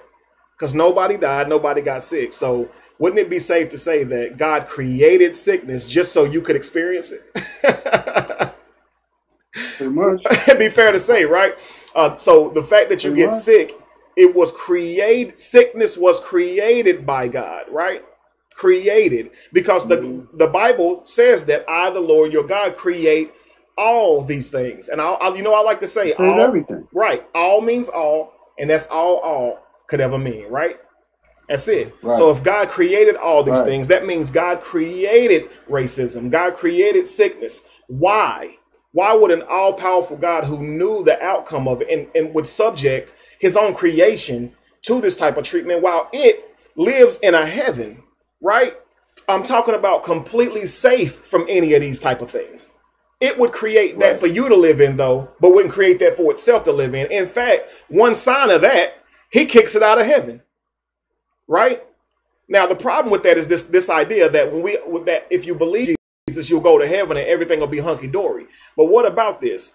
You have a devil, right, who was supposedly created by God. That devil turned on God or wanted to be like God, right, and became evil, right? Became the devil, right? How do we know this won't happen again? Because is God going to take your free will from you in heaven? Or is everybody going to be free to think and come up with their own ridiculous thoughts? Because part 2 of Satan could begin any day now. Another angel could get cast out of heaven tomorrow, right? For turning on God or thinking that it's okay to want to be like God, right? So if it happened once, how could we be so sure that it won't happen again? That's the funny thing, that it's one devil and then he has a legion of demons, right? And if you believe in God, you good. If you don't believe in God, you got these demons that's after you, or you listening to these demons. This is why you're able to pick up these beliefs, because you get something to attach your good and bad to. You see what I'm saying? Right. Like if I'm bad, then it must be because somebody made me do it. And if I'm good, somebody's proud of me doing it. And these type of ideas are what help us to grasp the concept of God, because who is God if God doesn't have some of your personality traits or some of your attributes, right? The calling God a father makes God acceptable to adults and children alike. You see what I'm saying? Just having the name father gives him a respectable name, a name that somebody should look up to, right? Aspire to be like, a name that would signify that you can trust him, right? You should be able to trust your father, right? You would be loyal to your father. And I'm talking about, the thing about your father is he never stops being your father. Right. So you pretty much gonna have to respect him your whole life. It's not teacher student, and one day you would grow and that wouldn't be your teacher anymore, right? Right. But it's father son or sheep shepherd, a situation that actually never changes. I'm forever to be at your subject, right? To learn from you.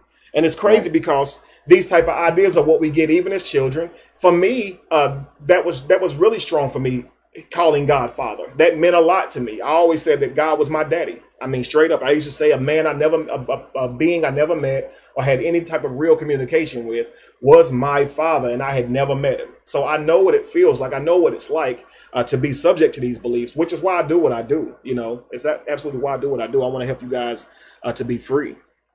But we're going to talk about the difference in between morale. I said morale comes from your knowledge, right? If you know something is wrong, you would then feel a sense of morale when it comes to doing that thing. We're dealing with a God who has all knowledge, right? All knowledge. So its morale should be off the scale, yet it would watch people suffer. Now, I want you to understand something. If you say, well, we are morally made in God's image, inherently inside of all of us, we have the moral of God. If inherently inside of all of us, we had the morale of God, we would ignore starving people. We wouldn't help them at all. But you do help them. Why? Why do you help them? Because you're compassionate, right? But the biblical God sits there and watches them starve. Well, you might say, well, God is who's making the people help them. And if you're saying that, you're making excuses. Just simple facts, So obviously, the biblical version of God that we get does not concern itself with things like that. It'd rather walk on water, right? It'd rather do other things. So this God is unwilling to help, even though it knows. And if you say, well, God is very helpful, Jamaar, what if I told you God knows the cure to every disease that this world suffers from today, yet hasn't given it to anybody? Me and him will have beef. Like, for real. I mean, but if this God exists, doesn't he have that type of knowledge? Or you could say he hasn't inspired any of these scientists trying to cure it, or anybody else either. Right. Even if I died and I met him at the pearly gates, I would question whether I want to go in there or not.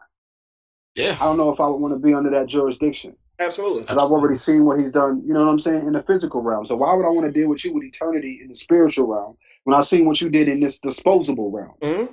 You feel what I'm saying? Nah, bro, I'm good. Right. There you go. And that's simple enough, right?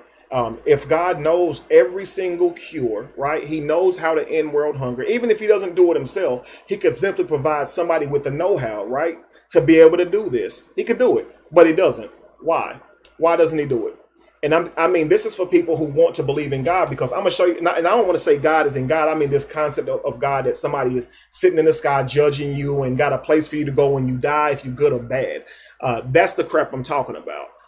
These ideas, we subscribe to them, and without thinking. I told you guys I'm going to give you a whole new definition for faith.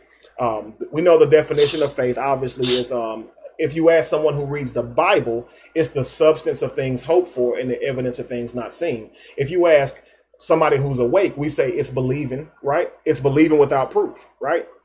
But I'm going to tell you, faith is actually believing, okay, without investigation.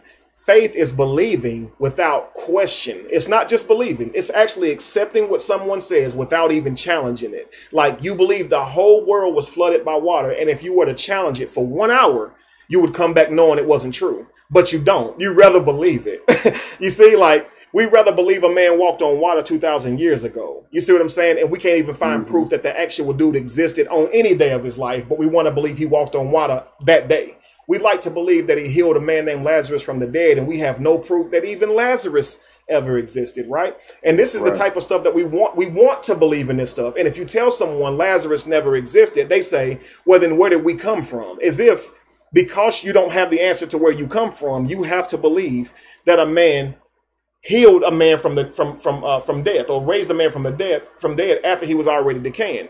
You know, again, sorrow. We talked about God experiences sorrow. Well, why do we say this? Well, it says Jesus wept, right? People say that's a short description in the Bible, and it is, but they talk about it as if it's so powerful that why would a God who's all powerful, still love you enough to weep, right? These things are done to make you relate to it, right? Your God weeps. Your God talks. He walks. He smells. He does everything you do. It's to make it relatable. Right. So we grab these ideas because this all powerful God is now somehow in some ways like you. Right. Like you. And this is why you accept it. You feel a connection to it. Absolutely. And I think that humans instinctively have that innate that instinct to want to be accepted by something, if not other humans, then by even nature or even objects. Absolutely. We go crazy if our computer doesn't accept our passwords. You know, we'll smash a freaking iPad or a game joystick because the game's not acting right. You know, it's like we have to be in control and we have to be accepted by something at all times. There are some people who can't live a day without their animal, without their pet. You know, they have to have something that loves them, that gives them that feeling that they're important here. Absolutely. You know, when you feel like you're no longer accepted here on this planet or no longer important, then they put you on suicide watch because you feel like there's nothing else to live for than to actually, if you don't have that significant other, at least one person, you know, even if it's not a person, if it's a dog, or so you need something, someone, some entity that either depends on you or you depend on them, and it's their sign of love and affection towards you. That's just an instinct that human beings have, an innate want, a need that we all have. So it's very easy to usurp that with anything that will work. For all of us, and that's the thing. I think that's the beautiful thing about us all.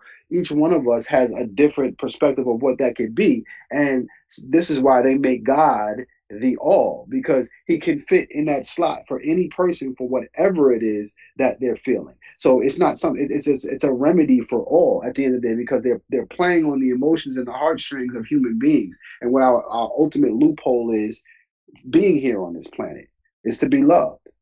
Absolutely right, man. And it's funny how we can stand so strongly against logic when I think we all know that what we believe in is broken down to demographics. I think we're aware that if we were born in Iran, that we probably wouldn't be Christians, right? If we were born in China, we probably would not be Muslim, right? And I think we know this. But if this is true, how then can there be some great all-powerful God who lives in the sky? Because why are we so separate? You know, and that's what people like to say, well, God is real to me. I got a relationship. But man, so do Muslims, right? Man, you talking to Kevin Wesley. Like, everybody hate me because I told everybody their religion wasn't real. And I'm telling you, they all come to me and try to prove to me that it is. So I know firsthand from experience, guys, like these people tell me that they have a relationship. Like, y'all sound the same. Like Christians say, I experienced Jesus or Yahweh, and Muslims say, I experienced Allah. I swear to God, it's the same stuff. And I have a personal relationship. I have a personal, and I always try to ask them, man, like, so please tell me, okay, when I'm talking to a Muslim, I say, but Christians say the same thing. And they say, but that's false. Okay, you read the Quran, right? Yes. Have you ever read the Bible? No. Well, how can you say it's false? How can you say that Hinduism is false if you've never read the Vishta or the Vedas? How can you say that? You never read it. So it's like if you can accept one religion as your own and say it's pure and all the rest are false, and you haven't studied any other religion, you should already be thinking about why you've made that decision and why you have that confidence in that decision, because you haven't even invested any time into any other religion. Yet you're comfortable with saying, believe in Jesus or you're wrong. Man, you got to understand, you got pride and you need to swallow your pride. Man, we all was given beliefs. Man, we all was told to believe in something else. You see what I'm saying? And it's like, if we going to keep on adopting these type of thoughts and scenarios, you ain't never going to break free from it, because we just going to keep making up what we want to make up. I showed someone earlier some of the horrible things in the Bible that it says where it shows where God killed, and Onan, and then, killed one of the brothers because he thought he was wicked. Didn't even say what he did, but the other brother he killed because he told him to have sex with his brother's wife, right? Or his dead brother's wife. So his brother's widow.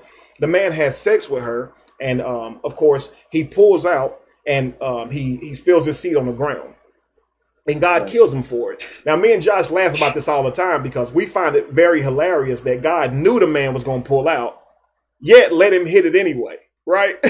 And so we always laugh about it because we feel like Onan went out with a bang. I mean, we feel like that's how you go out if you go out. You know what I mean? But not with your boy's wife. But not with your boy's wife. So Onan probably was miserable. You see what I'm saying? Like, he probably was miserable the whole time. But you have to think about Onan's wife or Er's wife. Did she want Onan to come screw her after God already killed her husband? Like, who said she wanted to sleep with that man's brother and have a baby by this man? You see, so it's like God kills. That was ordered by God. Right, that was ordered, right? Or by Judah. Of course, people say it's not God, it's Judah, but Judah is God's prophet. And whenever Onan spilled his seed on the ground, the Bible says that the Lord or God killed him. So why would God kill you if God ain't the one who told you to do it? Or wanted you to do it. So when you show Christian scriptures like this, they'll say you taking it out of context. One person said that happened because Onan fornicated. Now, I'm going to show you how that's messed up, because the scripture says, go and marry your brother's wife and impregnate her. That's what it said. Go marry her and impregnate her. Now, the Bible says he did just that, but he spilled his seed on the ground. So according to the literature, he married her, then had sex with her, right? That's what it says. So it's not because they fornicated.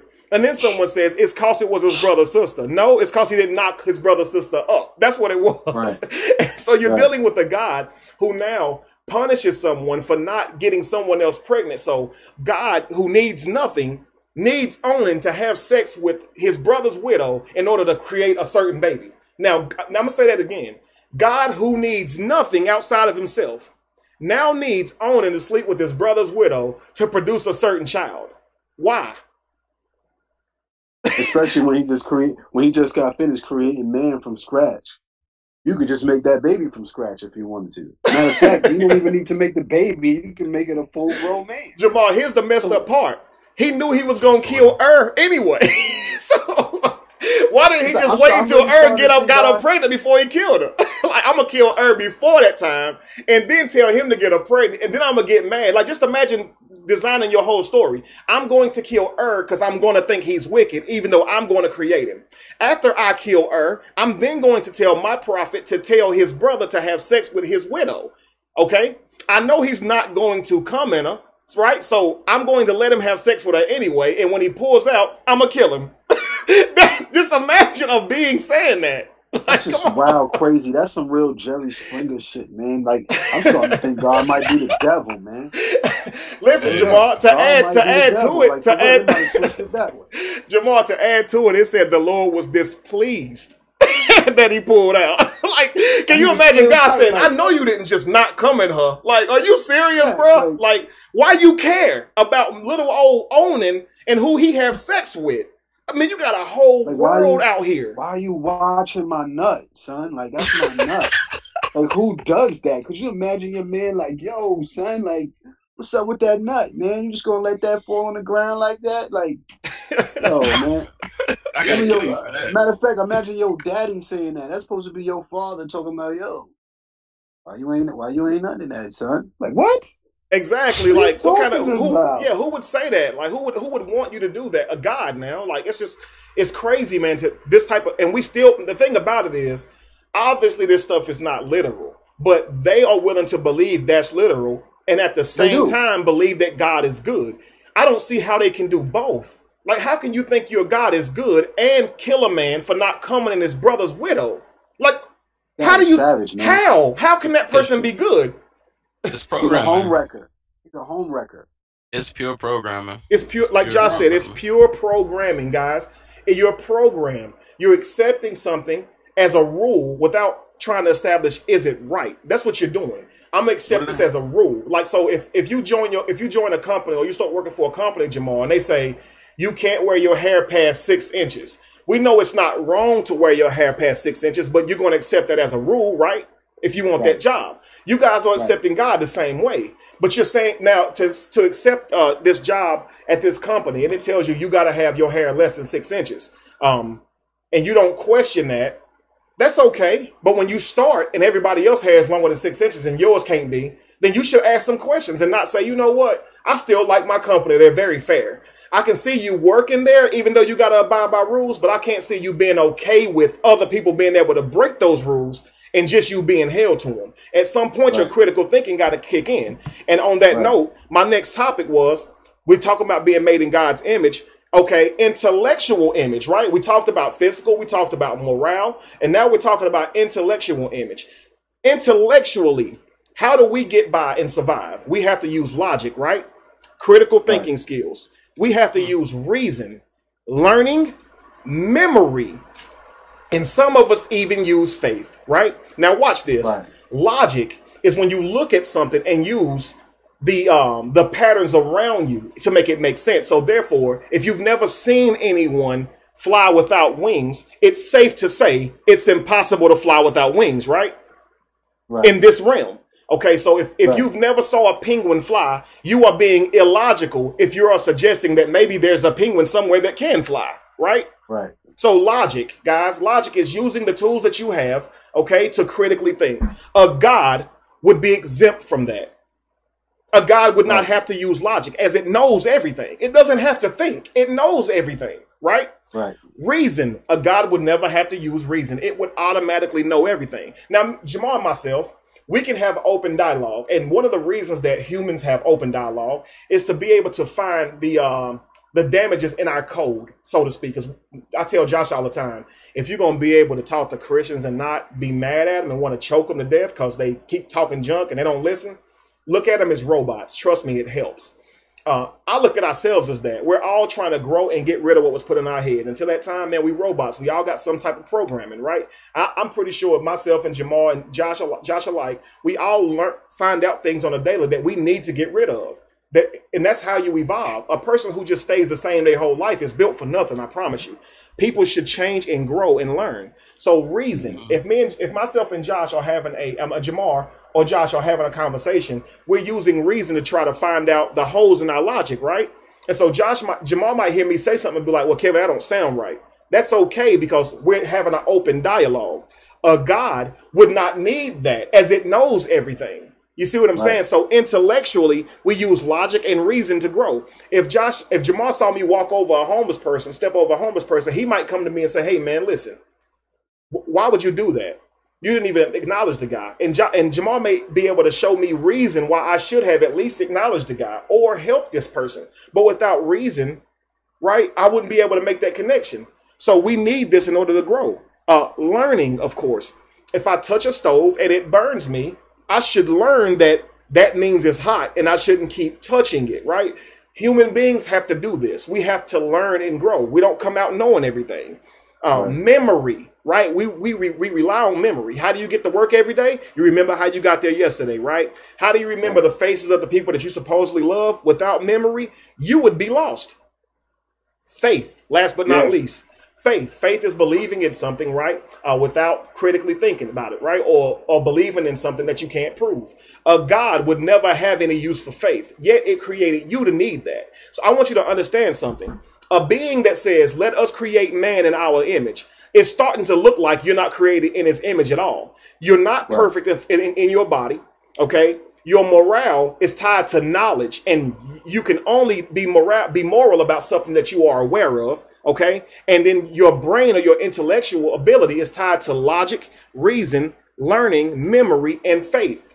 God or this idea or concept that we believe in as God would be exempt from any of those things. So how the heck were you made in its image, yet you experience fear, you experience anger, right? I mean, I'm talking about you. If anything, that's the only way you made in this image, because we see that this God does experience anger. I don't know why it experiences anger, but it does. You know, but if you want to believe that God can also know everything and experience anger, then that's on you. Logically, a person who knows everything before it happened would not experience anger, okay, or anxiety or regret. You know, an angel of the Lord is recorded in the Bible. It's saying to Abraham, now I know you're faithful. How do you know now? Why do you just now know that? You see what I'm saying, guys? It's like, we have to evolve past believing in this stuff without question, at least question. That's all I ask. What you got, Jamal? Yeah, man. I mean, when we apply logic to God, that's when a lot of the stories just starts to crumble, because it's like, what type of mindset does this person have? Like, where are they going with this? If they're all knowing and all powerful and they know what's about to go down, the things that he's doing is totally illogical, and there's no way that you can connect me logically to this being and say that I'm made in their image, because I just where I am right now feel like I am making better decisions for all of humanity than even what God might be doing at this point, when I see what he would have done. You know, even the rules and regulations that he has made in the past, civilization wise, doesn't add up. And you know, a lot of times Christians like to say, well, you know, that's the Old Testament. That's the Old Testament. Why didn't he just make a testament that works for all time? You know, because you know what I'm saying? Why have to switch up what's going on, have all these different revisions? How does he allow people to do things wrongly in his name when he has the ability to fix it? You know, why, if you took the devil's legs away, how is he able to get them back? Like, you know, I need to know these things, you know, so I can put it together logically, even if I don't have the ability to understand God's ways. If I'm made in your image, I thought that this would have been the minimum thing that you would have put in there. Like, let's put it this way, I wouldn't hire employees to do a job and put them out there in the field that could possibly get them killed if I didn't train them properly. Absolutely. You know what I'm saying? I brought them to the job to do a task. So I wouldn't put them out there in the field and potentially bring harm to them. That's just me thinking logically. If I say that I love my creation, or I love my office that I created, the people that I brought on board, my company, right? I'm going to make sure I prepare those people that are doing a work for me. As they say, we're doing the work of the Lord, right? So if you're doing his work, why does he have you out here unprepared? Why does he have people out there that will cut your head off, right? Absolutely. Or why does he have people that's even on your team that will go and cut the head off other people in the name of him, and not go down there and stop them and say, hey, listen, I don't play that. You know what I'm saying? The boss ain't gonna have you doing that. The boss ain't gonna have you going to one of your coworkers and say, yeah, the boss said go do this, and it could potentially cost the company $1 million. He ain't gonna have you do that, right? If you did do that, you're gonna be fired the next day. You know what I'm saying? You'd be fired on the spot right there. Absolutely. So I don't understand. Like, when we try to, we can't even apply logic to God. It don't even apply when they, you know, according to how they try to do it. If you apply logic to God, you're gonna end up being right where we are. straight up. Well, because the thing is, they'll say, you know, how can you think you can comprehend God? Like, they'll try to make it seem like that is great that you said that, Josh. It really is. It's great you said that. Because right, that's one of the things. God. You have to comprehend or interpret him correctly. But you know how crazy that sounds, man. A God who can speak to anybody and everybody at the same time. A God who is all powerful and created everybody, could have left code or left information inside of our brains innately. But he decided to use two of the most phallus-filled instruments to communicate with. That is scripture and signs. Now watch this. Now someone once said, you can't talk to an author.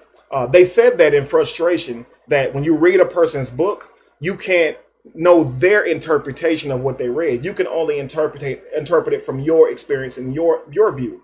But you can't read it and know what they intended, right? Or their actual truest meaning. Like looking at an artist's artwork, you wouldn't be able to exactly tell exactly what that artist was trying to say through their artwork, at least not more than that artist would. So now you're dealing with a God that you cannot dialogue with. When you talk, it doesn't talk back, and a God that does not take questions. So now you have to accept God based on interpretation, which is scripture. The recipient must determine the scripture's meaning. Now, this is a problem because people don't come up with the same interpretation every time, right? And I'm being modest. Actually, they come up with the wrong interpretation most times. In fact, people have to be told what the interpretation is. It is almost impossible to read the Bible and think for yourself. You have to go to their concordance and let them tell you what it means, because you've had a series of people who's tried to clean the Bible up. So if you go look and say, well, God killed or Onan, they'll say, well, he was wicked. Okay, God killed a man because he was wicked?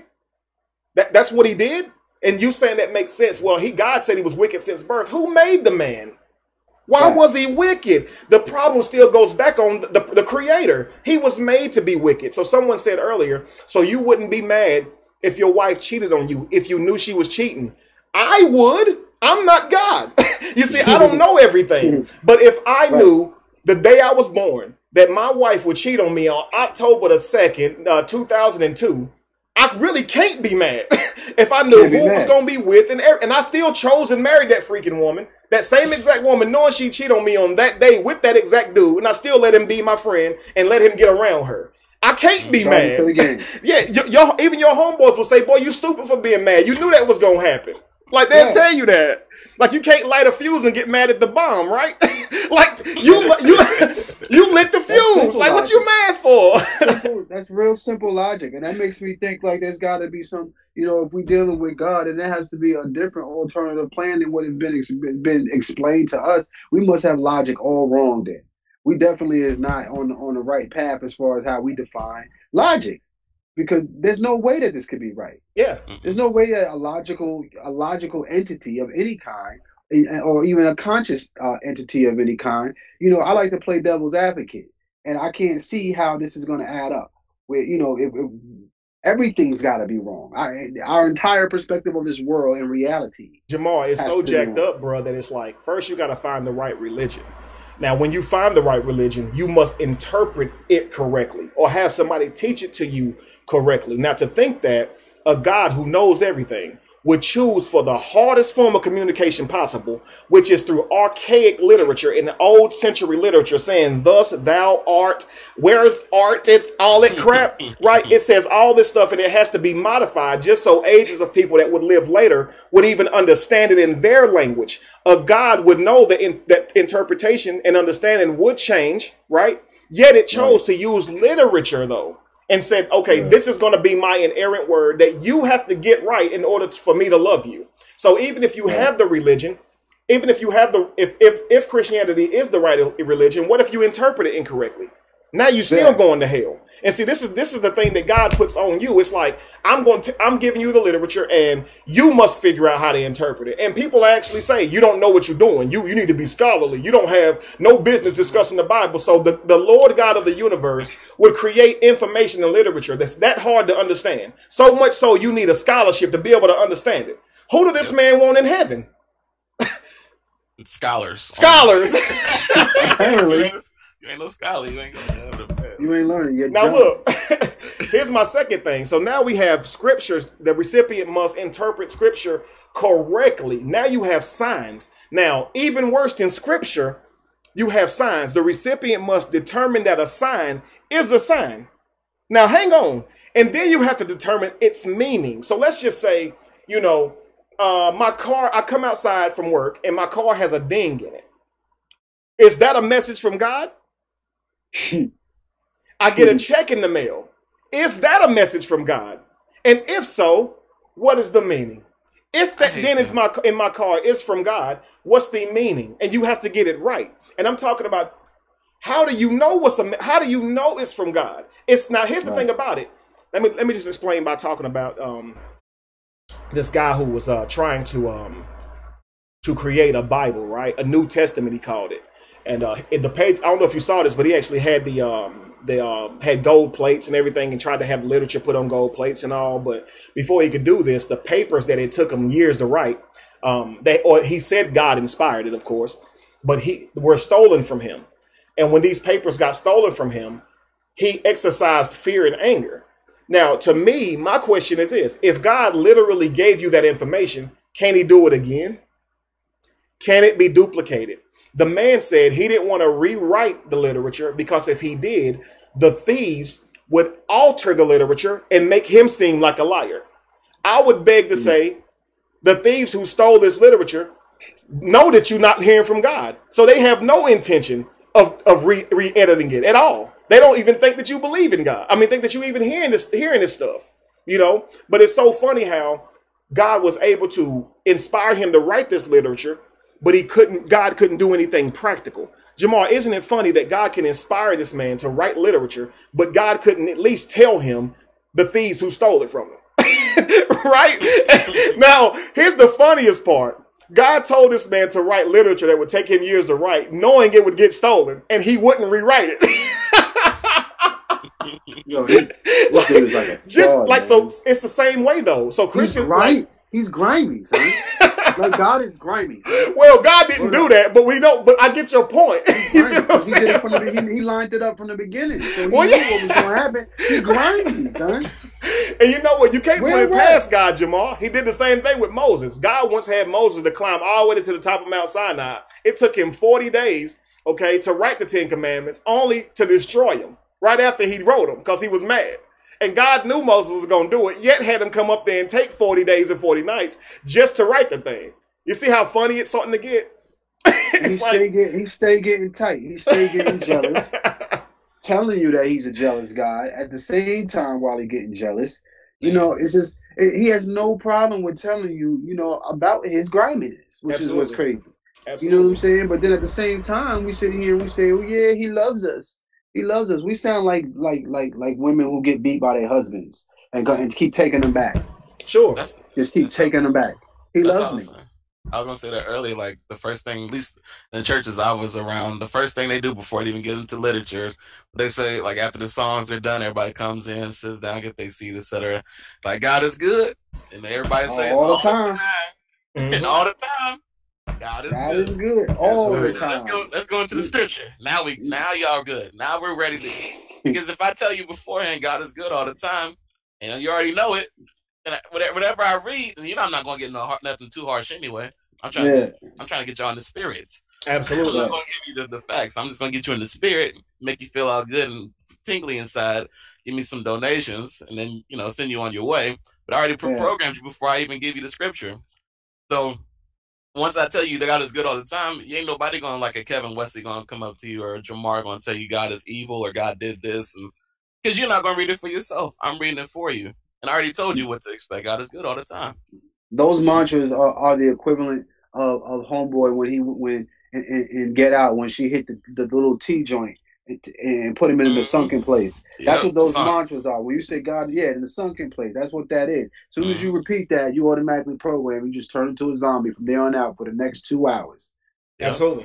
Actually, the people who study the mind will tell you, and I've heard Ray Higgins say it himself, that when you have someone repeat something, it does solidify that into their brain. It's a learning tool. So it's not a manipulation tool, but it is a learning tool. But it can be used also, of course, as manipulation. I'm gonna say this real quick, and let's see here. Smash, if you're available, and then Jacob, if you guys was gonna still call in, just comment so we can know where you are. And I'm gonna have Jamaar have Josh send you a link. But I want to finish talking about science for a second, and I want to share a little bit of someone's testimony. A beautiful goddess. She's one of my patrons, and she was talking to me, of course, about some hard times she had to go through. This goddess is young, and she actually had to deal with cancer. And this type of cancer caused her to now have an ostomy bag or a colostomy bag, right?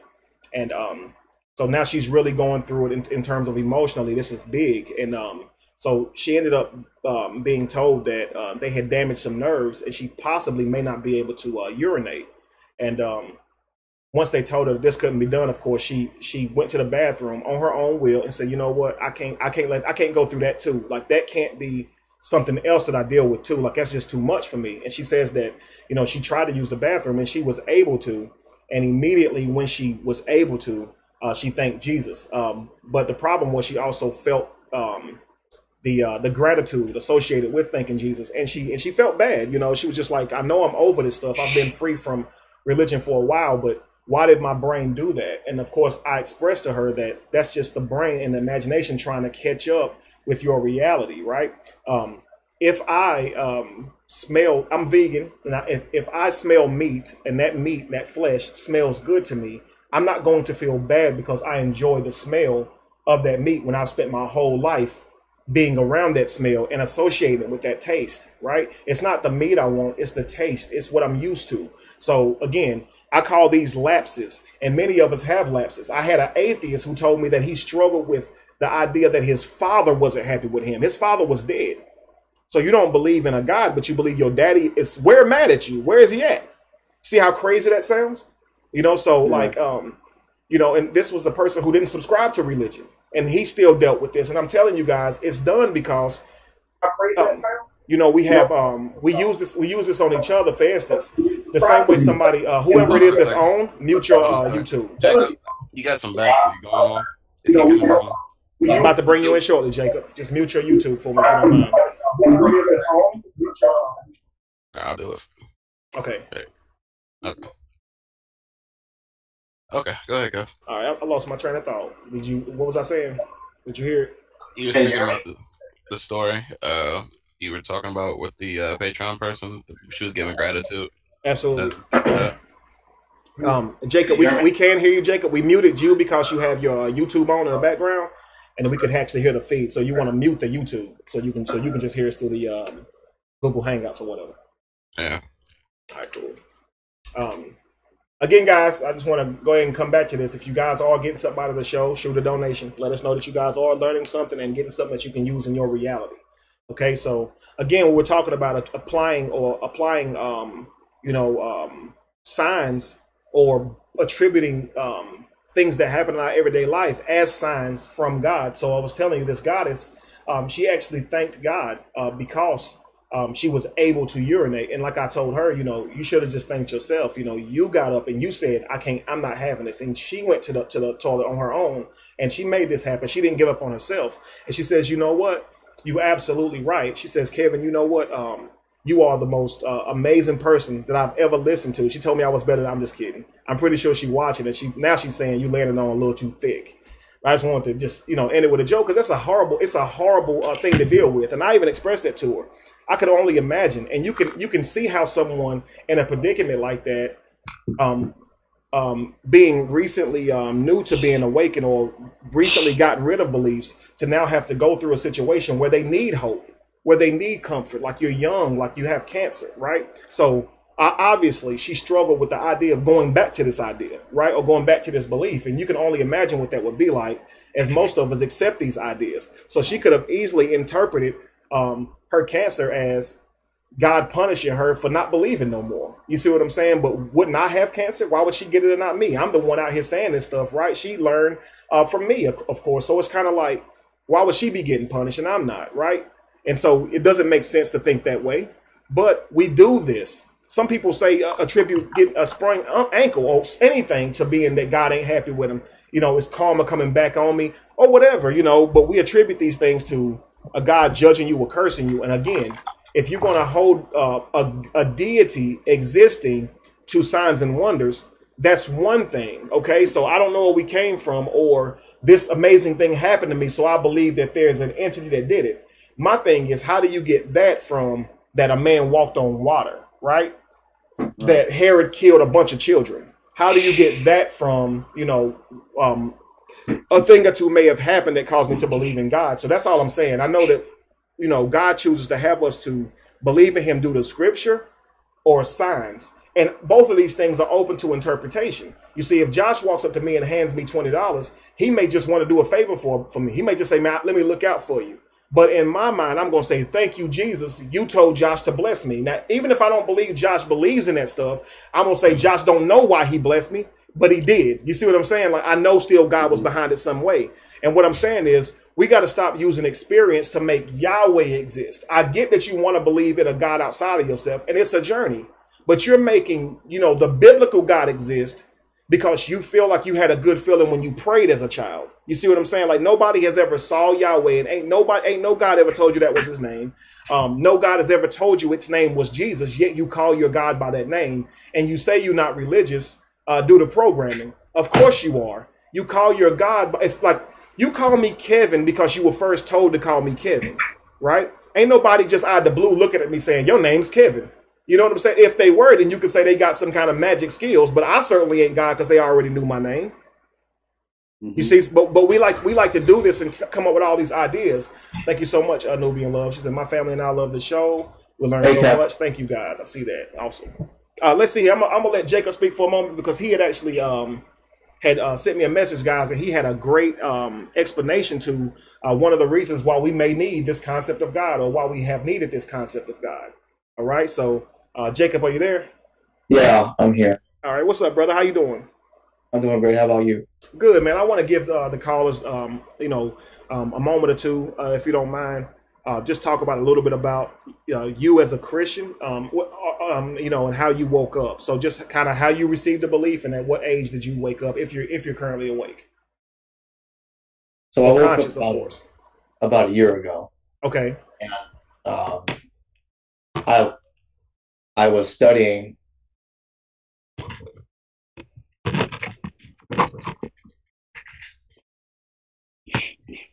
Hold on, I'm having a problem. I can't hear anything.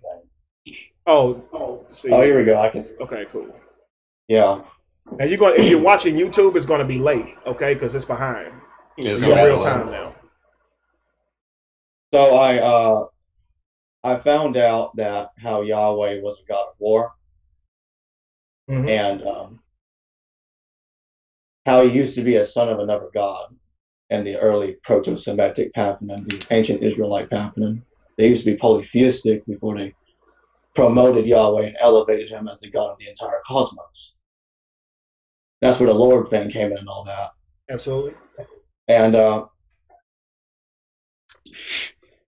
you see, we're exiting the dependent state, where we're in a dependent state mind, where we believe that we are incapable of doing anything in life without having something more powerful than us, watching over us and telling it. Basically, say that that you wanted to be a teacher and you were praying, right? And one day you are finally a teacher. And you say to yourself, well, that confirms my belief. Right. But the thing is, you don't realize that you did it yourself. There was no other God there to do it for you. There was no one else around you. It was just you doing it. Absolutely. And humans have the power to do anything they want. We have amazing minds, consciousness, spirituality that we can understand on our own without the need of a God or a religion. And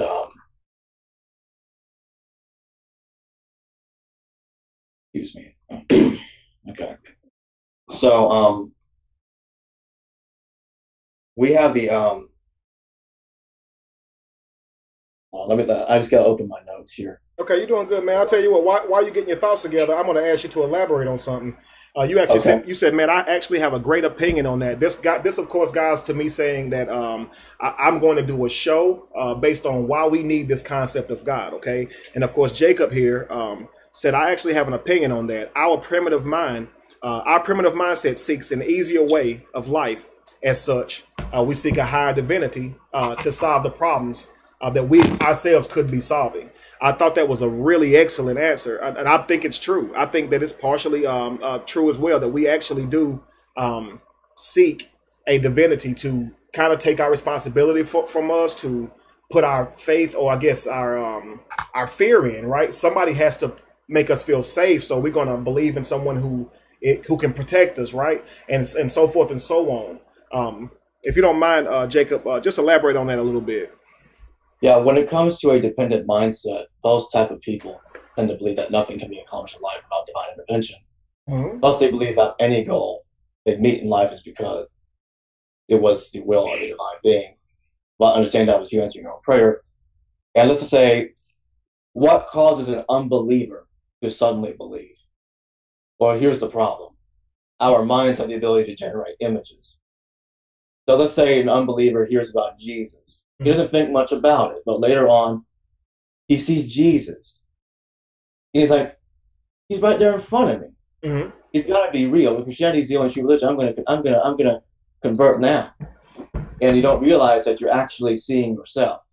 Right. And yeah, that's because people cannot handle the complexity of nature, science, and how technology came to be. When it comes to Christians in general, they don't like to accept that humanity was capable of doing all the things they have done in the several thousands of years that we have advanced as a species. Such as one day we were on horses, now we have cars.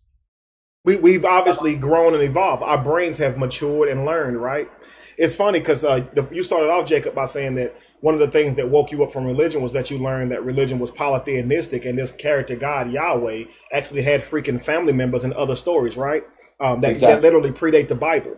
It's funny because, we have monotheistic religions, then we have polytheistic religions. For those who don't know, polytheistic means more than one God or several gods, right? Monotheistic means one, or monotheistic means that there's one God. But I'm going to tell you something funny. Christianity is actually able to have it both ways, or rather 3 ways. 1 + 1 + 1 = 3, right? But not if you're dealing with the Bible, because you have God, then you have the Son, and you have the Holy Spirit, and together they equal what? 1. How did they do that? They got you to not think about it. You got God, that's the Father, then you have the Son, and then you have the Holy Spirit, who all 3 are different entities, but they all 3 are the same entity. And you believe that your belief or your religion is monotheistic, meaning one God, when the very God you believe in says, let us make man in our image. The very God you believe in also says, let us go down and confuse their tongue so that they do not understand each other. Clear signs pointing to that the God or the God in this literature is more than definitely polytheistic, and more proof or evidence to suggest this is that he's called by many names. Adonai, Jehovah Jireh, Jehovah Sitkanu, right? Yahweh. You have many names that this, you got the breasty one, right? You got El Shaddai. You have all these different names that these gods, or this God, so to speak, went by. But the actual truth is they were actually talking to totally different beings. For this exact message, of course, that is not my goal or my intention to go into that. But I want you to understand what Jacob means by that. But again, Christianity seems to escape the monotheistic, polytheistic religion by getting you to accept a polytheistic religion as a monotheistic religion, accepting 3 different entities or energies as God, but also making them one, right? So you see how Christianity has been successful in pushing this idea.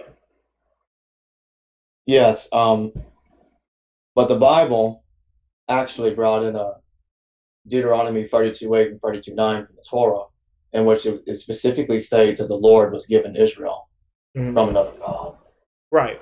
One of the most contradictory verses in the Bible. And the thing about it shouldn't even be a contradiction, as it clearly says it. But the only reason it's contradictory, guys, of course, is that people don't want to believe it and accept it because it's not consistent with being a monotheistic religion. Accepting that some other God forsook or gave property or land to Yahweh wouldn't be consistent with Christian thought. So therefore, we're going to argue that crap until we just get y'all to not focus on it, right? So And here's someone asked me a question, Kevin, what if you're wrong? And they often ask that question, what if you're wrong in terms of not being a Christian or not subscribing to Christianity, and then you die and then Jesus existed, and now you have to live in hell. I've said this before, but let's see here. Kim Benson, so you are aware that there are 4,200 religions. So outside of Christianity, there's actually 4,199 other religions. If you are a Christian, I would have to rephrase that same question back to you. What if you're wrong? What if you spend your entire life worshiping Yahweh, and when you die, Allah is real and you go into Muslim hell? What if you spend your whole life worshiping Jesus and you die and you go to Krishna's hell? Okay. What if you do? Because here's the thing. You believe in Christianity, if you do, likely because you were born in this demographic, right? So you ask me, what if I'm wrong? What if you are? That you're more likely wrong than I am, right? Because you have 4,199 other people that actually may exist other than your believed in God, or if I'm assuming, of course, that you believe in Yahweh, whatever God you believe in, if you subscribe to it. There's 4,199 other religions, 4,200 total. So, I mean, I just showed you guys two men that go around glorifying themselves as God, and people believe in them. Okay, so what if they're wrong? You have to ask yourself all these questions. What if you're wrong? What if those people are actually God? Have any of you guys actually went over there to see if that man was really Jesus? No, you haven't. So I'm sure you take it that he's not. Why? If you haven't put it to the test. How do you know that's not the actual Jesus over there right now? I would venture to say that Christians don't even really believe in this stuff. Now, it is extremely arrogant to tell everybody that I am Jesus reincarnated, and then using that power of convincing to get people to donate what little they have to you, when they could be using that money to feed their kids with what little they have. Sure. And the crazy thing is, like Kim Benson just said, Kevin, there's one God, seemingly absolutely sure about this. If you can't see the one God, how can you be sure that there is just one? If it's invisible, how do you know there's not millions of them or billions? How do you know? How can you say there's one? It's funny to even say that, put a number on how many gods there are, and you can't even see any of them or hear from any of them, so this is what we do. Or touch any of them. Or touch or smell any of them. Absolutely. No direct contact or anything at all can you experience a God in this type of realm. Yet you would say that there's one God and say it, sure. I mean, you're confident in it, and this type of thinking is what I mean. Why is it that we have this type of thinking? So, Jacob, I wanted to thank you, man. I'm not going to keep people on too long. I'm going to go to the next caller. If there's anything else you'd like to say, man, I'd like to let you say that now. And the problem is that everybody assumes that when the Bible is true, and if the other gods exist too at the same time, what they try to say is all the other gods and goddesses are just demons or other angels. Absolutely. And how can they make that claim? How can they make that claim? Every other god is bad except for this one. You ain't even made this one good yet. Like, there's the God you believe in, and it's obviously bad. So if they worse than him, oh my Lord. He was called the Lord of War over 280 times in the Bible. Absolutely. He was called the Lord of Peace. Absolutely. Wow, that's powerful. I appreciate that, Jacob, man. That's a good way to leave right there. That's a bomb. Yeah, thank you. No problem. Indeed. I see we got Big Smash watching. Yeah. What's up, brother? You doing all right? Yeah, man, I'm good. How y'all doing? Man, good. If you guys are not familiar with Smash, he was on the show a few months ago. He actually does videos the same, trying to spread truth. So we had him on, and we obviously showed one of his videos and had some open dialogue with him. I invited him back this week because I wanted him to talk a little bit about how he received the belief, and when he started to question it and when he woke up. Okay, because we're trying to figure out what is it about us people, human beings, that makes us susceptible to the concept of God, so without any further ado, Smash, if you don't mind, man, what age were you, or I don't want to ask what age, I guess, so to speak, but what can you say caused you to accept this belief the way that you did accept it? I mean, long story short, my grandparents, my mom, it's one of those things, it's almost like, as long as I can remember, I've been in church. You know what I mean? And, you go Sunday, Saturday night, you got to go to church. It was just that church attachment that, my family was close to the pastor and whatnot. Mm-hmm. So it was like, I always knew I was going. It was like, it wasn't even me being angry about going. I never wanted to go, but I just knew it was protocol until like eventually, but to answer your question, about just from early, I don't even know the age. Got you. But just from crazy early, I was just in the church. Now, at the time that you did believe in it, did you feel at any moment really that you were talking to it, that you had a relationship with it? Hell yeah, and I'm going to tell you, the crazy thing about that feeling, I really do believe that feeling is underrated and misdirected energy, because it's like when you go to church and you get those feelings and you get this feeling of this all-powerful source that controls everything, that has his hand in everything, is nowhere and everywhere at the same time. And then you go to Sunday and you're on your knees and you're crying because you was able to to cover that bill this month or whatever the case may be. It's like that feeling of gratefulness that happened is there. You know what I'm saying? And you give all the credit to Jesus or Allah or the Most High, whatever you call it. So it was like, for me, it's like when I was falling in and out of the church, when you fall out of the church, for whatever reason, you just have this you convince yourself that I got to get my life right. I got to get back in the church. That feeling is always there for everybody that falls out of the church. So it's like it even has a yo-yo effect, and you have no idea that you can rise above the church, where you don't really need church. Everything that you find in church, you can find in yourself. Absolutely. That comes with growth. It's powerful, brother. It comes with growth. It comes with understanding who you are before you've been taught your whole life to give your energy to someone else and praise and ideas and thanks and gratitude to someone else, when really you could have been taking care of yourself and taking responsibility for your own life, right? LaDon Mello said that's fact, Smash. So that's powerful, brother. So because you, like you said, hey, first it was this it was the pattern of going to church Sunday after Sunday, which helped solidify your belief, right? And then, like you said, hey, I actually felt like I had a relationship, and I asked you that question because I want others to know that we've all, or most of us, had this same feeling, right? Had this same feeling, just as much as you would have, a connection to a movie star that dies, right? You could watch a movie. And I remember the first time I saw Training Day, I thought Denzel Washington was like so cool. I didn't want the dude to die at the end, right? And when he got shot up, I was actually like, dang, like he died, right? Because the character was so cool to me. But why did I have emotional ties to Denzel Washington? I know it's a movie. I obviously don't care if Alonzo get killed, right? It's a movie. I know Denzel Washington's still gonna be straight. But for that particular movie and that film and that narrative, I actually had some drawn interest. I don't know why. But we do the same thing, guys. It's possible. And if people say, well, if God ain't real, why do I feel connected to it? Because you feel connected to this character. You need something. You're invested into it. There's something in it that you need. What they have found is the more someone gives into something, the more they'll try to justify themselves giving to it. So the more a person sacrifices towards a certain thing, the more they'll be willing to make up whatever excuses for why they did that. So if you've been giving your whole life to Christianity, that's highly likely that you are justifying the belief.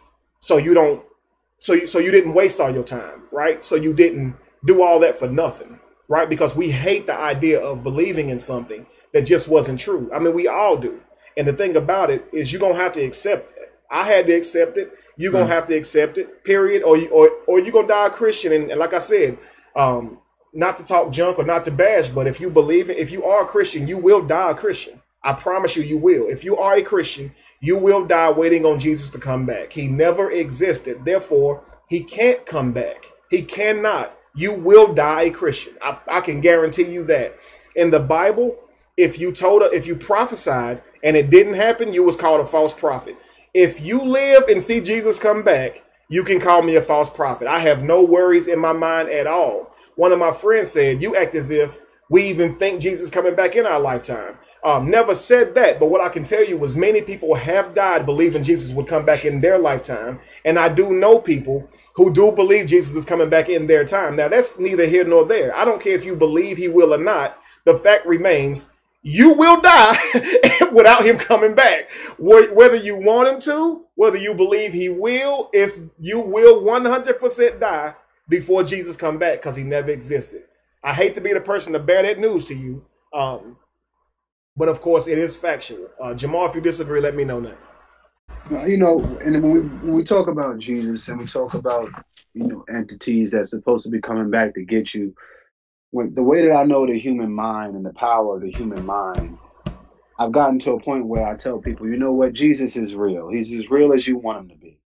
We have the ability to create whatever we want and manifest whatever we want in this universe. That's how powerful that we really are. And the power is so great that we can even fool ourselves. You understand? My brother Jabari Osaze says we're like children with chainsaws. We have this immense power that ultimately can be our demise at the same time. And the human mind has two different types of reality. It has relative reality, and then it has absolute reality. And sometimes our relative reality can outweigh what is an absolute reality, and that is universal to all. Mm-hmm. What we have in our personal life and what we revere with our mind and what we create with our mind is more important than anything that connects with the rest of the absolute reality and the real universe, you know. So if we want to say that Jesus is real, we could say that. And guess what? We can't tell nobody that he ain't real. Somebody gonna tell you that they saw him and they was the only one there. And what can we do? We can't change that. We can't do anything about that situation. If they believe he's real, that nigga real. So the same way if somebody said they seen a Loch Ness monster is real. You know, you can't tell a child that Santa Claus ain't dropped them presents off. You feel what I'm saying? You know, it just is what it is. Mm-hmm. That's the power of the human mind. And that's why they want to get you while you're young, while that pineal gland is still functional. If they can get you to engrave that in, and then when they burn it, let that knowledge be stuck in there to where you couldn't even manifest something new if you wanted to. You know, that's the plan. You know, it's to take control of the human mind. Not the brain, but the mind. Absolutely. Consciousness. The consciousness, absolutely. If I can control that, I got you, right? You be my slave. I don't ever have to put you on a chain if I can control you in here. So I'm gonna ask you a question. If we were, and since Smash here too, if we were going to create a creation, right? We're going to create life. Now, I'm gonna ask you guys some questions real quick. Jamaar, you can feel free to say no. So can you, Smash. So can you, Josh. If we're going to create forms, would you create, the first question is for Josh. Would you create the forms, Josh, with a new type of suffering than yourself? Would you create some kind of new ailment for your creation to suffer with that you don't have, that's unknown to you? That's unknown to me? Right. No, you wouldn't. Okay. All right. So let's see here. So Josh, you're saying that we shouldn't dream up any kinds of new vulnerability? I don't see the point. You don't see the point in making them more vulnerable than you?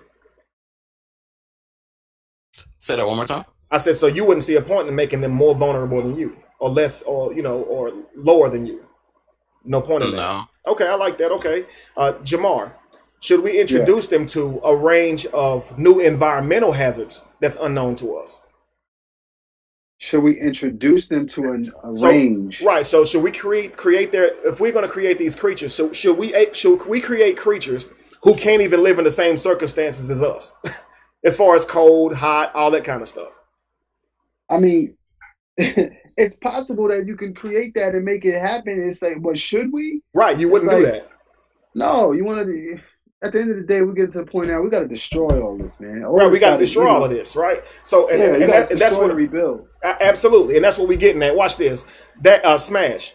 If you could not get your new creation to do what you wanted it to do, or in order to get your creation to do what you wanted to do, would you threaten it with terrible punishments if it did not do what you wanted it to do? No, because I wouldn't even do that to my kids. You wouldn't. Okay, you wouldn't tell your new creation that you wanted to be worshipped and not to worship anybody else but you. See, that's an interesting concept, because it's like, because when you say creation, it's like like when I think of like the subject in which you're going, the subject the question reminds me about, I think about my kids, right? Because it's like when it's kind of like when my daughter comes to me when she's hurt, when she's crying, when she broke something. You have those kinds of powers. So when you say that, it's like if I'm God and I created like billions of people, I wouldn't want to fuck with them with tornadoes, hurricanes, and famine, and a bunch of and most definitely not create some new type of storm, right? Some new type of event or cataclysm that would kill them. So watch this. And then I'm sorry. Go ahead. I don't want to cut you off. No, please go ahead. Go ahead. All right. So my last question was going to be emotionally. Would we create new distressing emotions that don't exist now? Would we create new emotions for them to suffer from or be able to experience? Because, honestly, I would venture to say that we wouldn't even know any new emotions that's not aware to us, right? So that's my whole point. God creates a creation. God did every bit of these things, guys. The biblical God, he created people less than himself. He created people more vulnerable than himself. He created people to need it, right? Or with the idea that it needs it. It also threatens you with punishment if you don't do what it wants you to do. And it also wants to be worshipped. And even that, it gave you distressing emotions that itself does not have to deal with. You have to deal with fear when this God is indestructible and would never have to deal with fear. You have to deal with anxiety, right? And things that this God, if you knew everything from beginning to end, would never have to deal with these things. How would this God create you with emotions it doesn't even need? Like, it literally had to create fear for you to have it.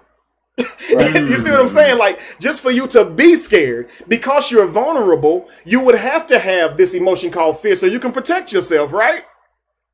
So this guy created you this way and then judges you for being this way. I did not give you the spirit of fear. Nigga, yes, you did.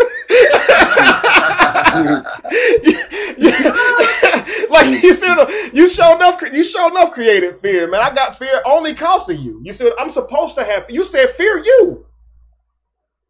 Am I not supposed to fear the Lord? So did I make fear up on my own, or did you give it to me? You see what I'm saying? That's funny. Man, it's hilarious because, like I said, as well. Say what, bro? That's supposed to be a great quality to have, apparently, as well. To fear God. Yeah, the God-fearing individual partner. Yeah, you just have to live your life in fear. Mm-hmm. I want to live your life in fear. Why? Absolutely. Why do you want a God-fearing man? And it's like, crazy.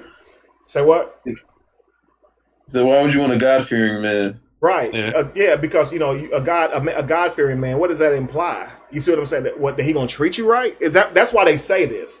Get you a God-fearing man, which means that he'll treat you right. He'll do you right. You see what I'm saying? That's what they mean by that. But we know that's not true. And again, you could just say that. You can just say, get a man to treat you right. Right, exactly. But see, again, when it becomes religious, we adopt and we accept that they go with us. For example, we do this even when it's not literature. We'll tell our daughters that if a man don't open the car door for you, he's not a keeper. But every Casanova I know open the car door. That's why they get so much twang. Twang. I don't know why I said that. My son's in the other room, so I ain't want them to kind of like know what I heard that, but that's a new one for me. They're going to be saying, man, Kevin a cornball. That dude said twang. Who says twang in 2017? Man, I never heard that in my life. So but it's a word. I know it's a word. I give it to you. No, but think about it. If you tell your daughter logically, like, don't date a guy who doesn't open a car door for you, I mean, that doesn't ensure that they won't get treated wrong. You see what I'm saying? It's like saying, date a man that loves his mother. That don't mean he ain't gonna treat you like crap. I mean, I know we say this stuff because it means these are good attributes, but it doesn't mean you're dealing with somebody who is gonna treat you right. So when you go get that godly man, the same as you got that man who opens that car door for you, and he doesn't turn out to be a gentleman, that godly man ends up not end up being a godly man, or he does end up being a godly man. You see, because we found out last week that men can't commit adultery, right? Unless it's with a woman who's already married. So women are property per the Bible. So if you sleep with someone's wife, it's adultery. So we're not thinking that way. So a man can't cheat if it's with a person who's unwed. And even if he rape her, he can just buy her. This is according to the literature, right? 50 silver. Rape as much as you want, as long as you got 50 silver on you. Absolutely. Keep them racks on you, fam. Right. Hey, no way. Now watch It's easy to get laid back then. Man, 50 silver, man. Wife. It was easy to get laid. Just lock her down, man. 50 All you needed was $50. Man, that's terrible. But you know, man, this was to protect the girl. You know that, right? The smash. It was to keep her from being raped. Even though 50 pieces of silver don't sound like much, to a man who can go rape anybody and marry him, he probably, yeah, you know what I'm saying? So it's kind of like whenever you don't mess with a girl because you think she a gold digger. Why I'm going to rape you if I got to take care of you for the rest of your life? You see what I'm saying?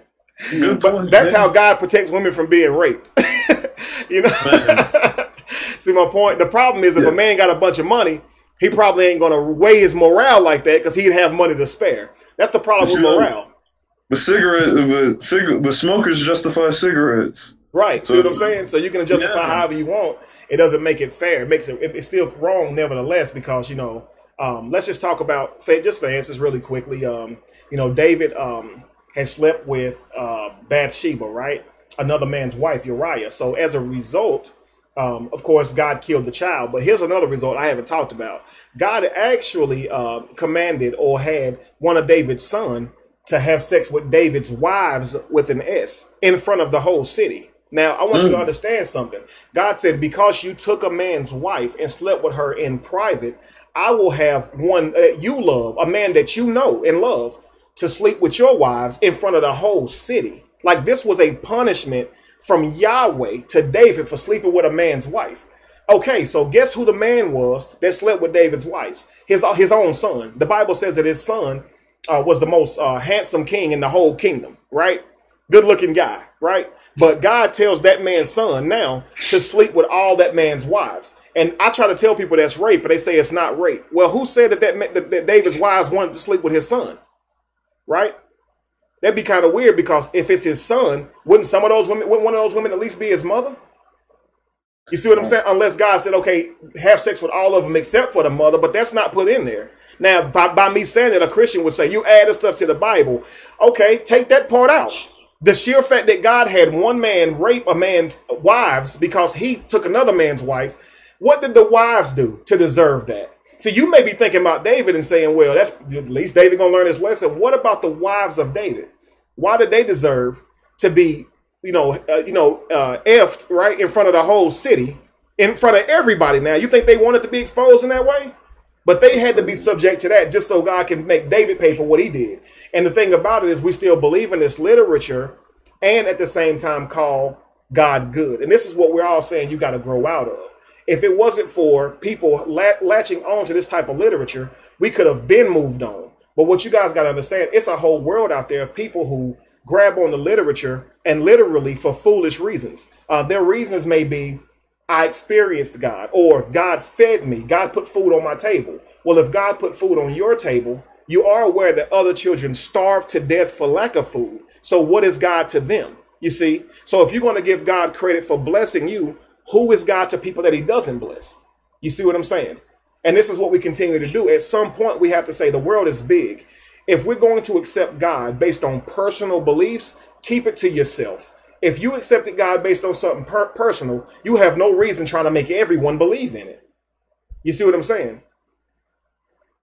Yeah. And if your idea is you must get people saved to go to heaven, then your relationship with God is not personal. It is religious. The only reason you would say that is because literature told you that, you see.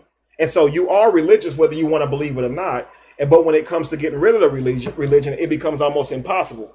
I gave you guys a definition of faith. It is believing something without critical thinking. So here's my definition for God.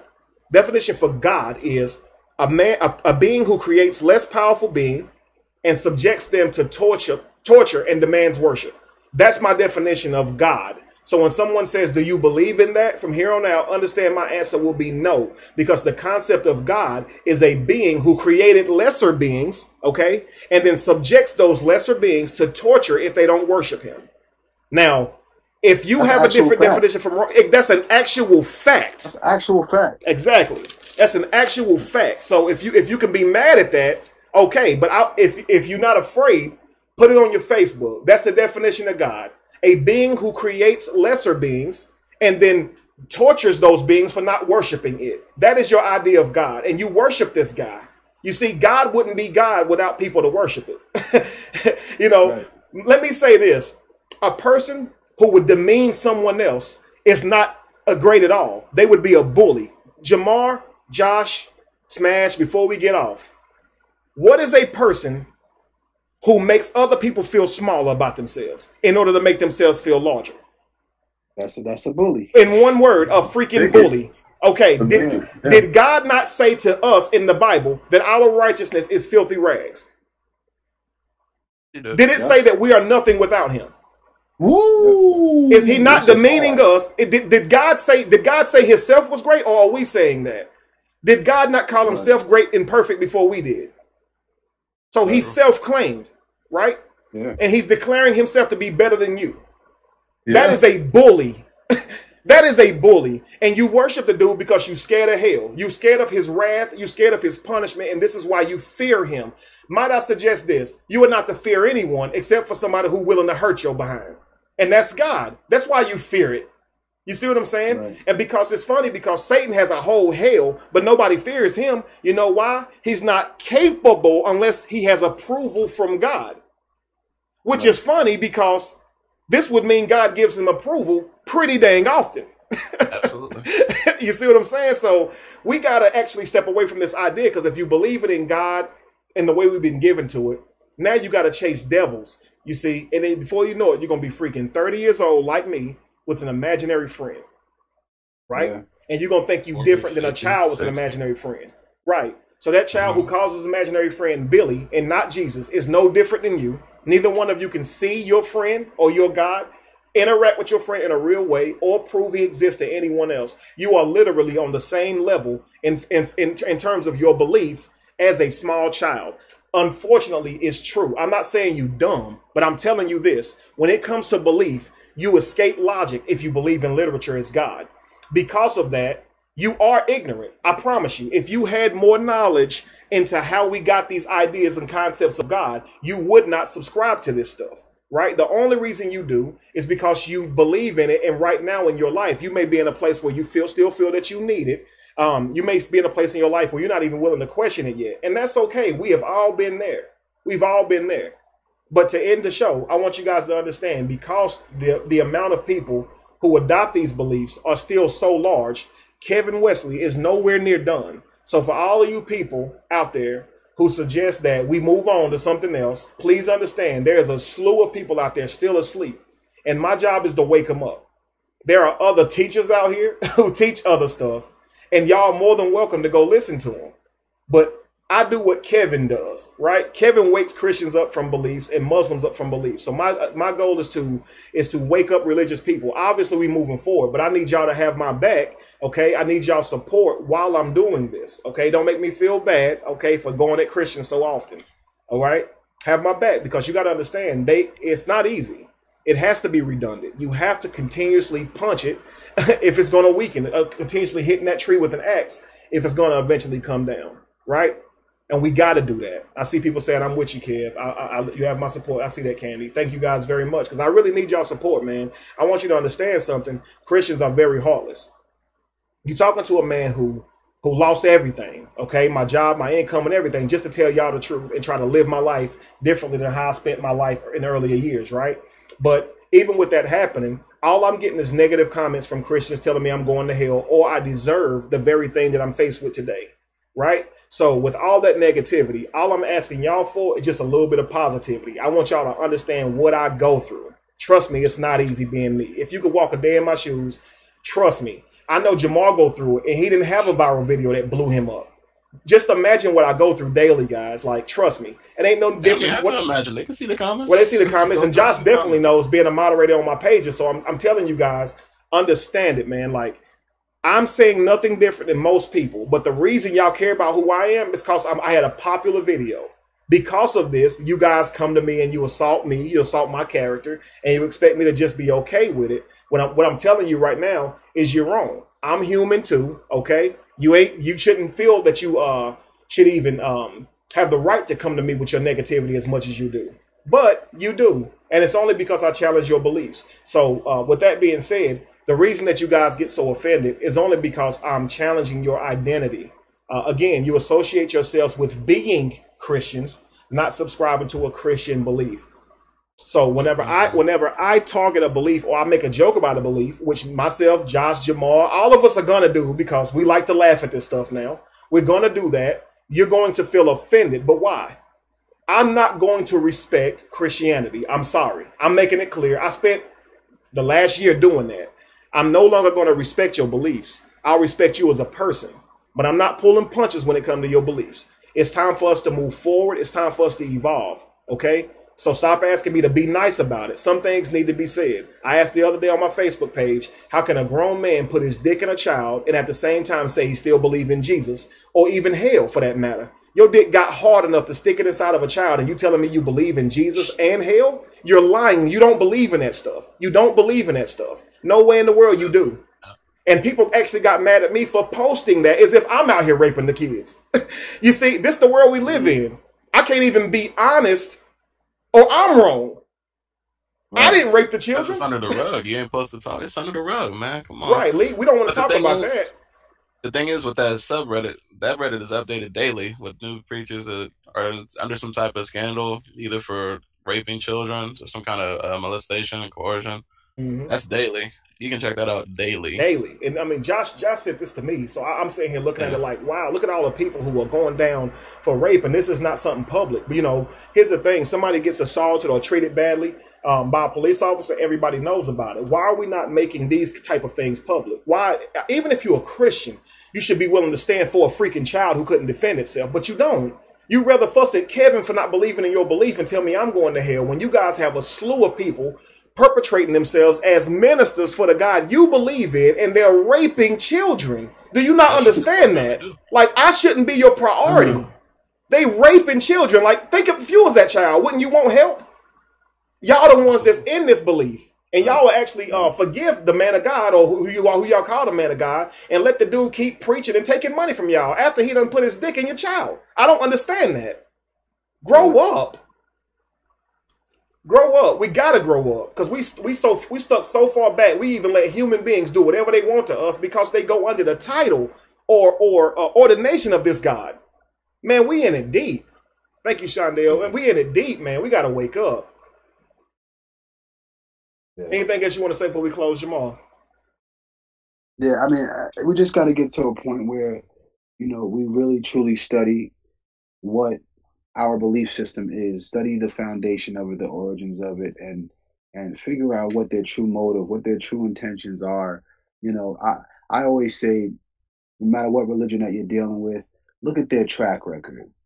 Look at their track record. And I know that if we're dealing with Christianity, it ranked among everything else is one of the lowest faces on the totem pole as far as being compared with righteousness.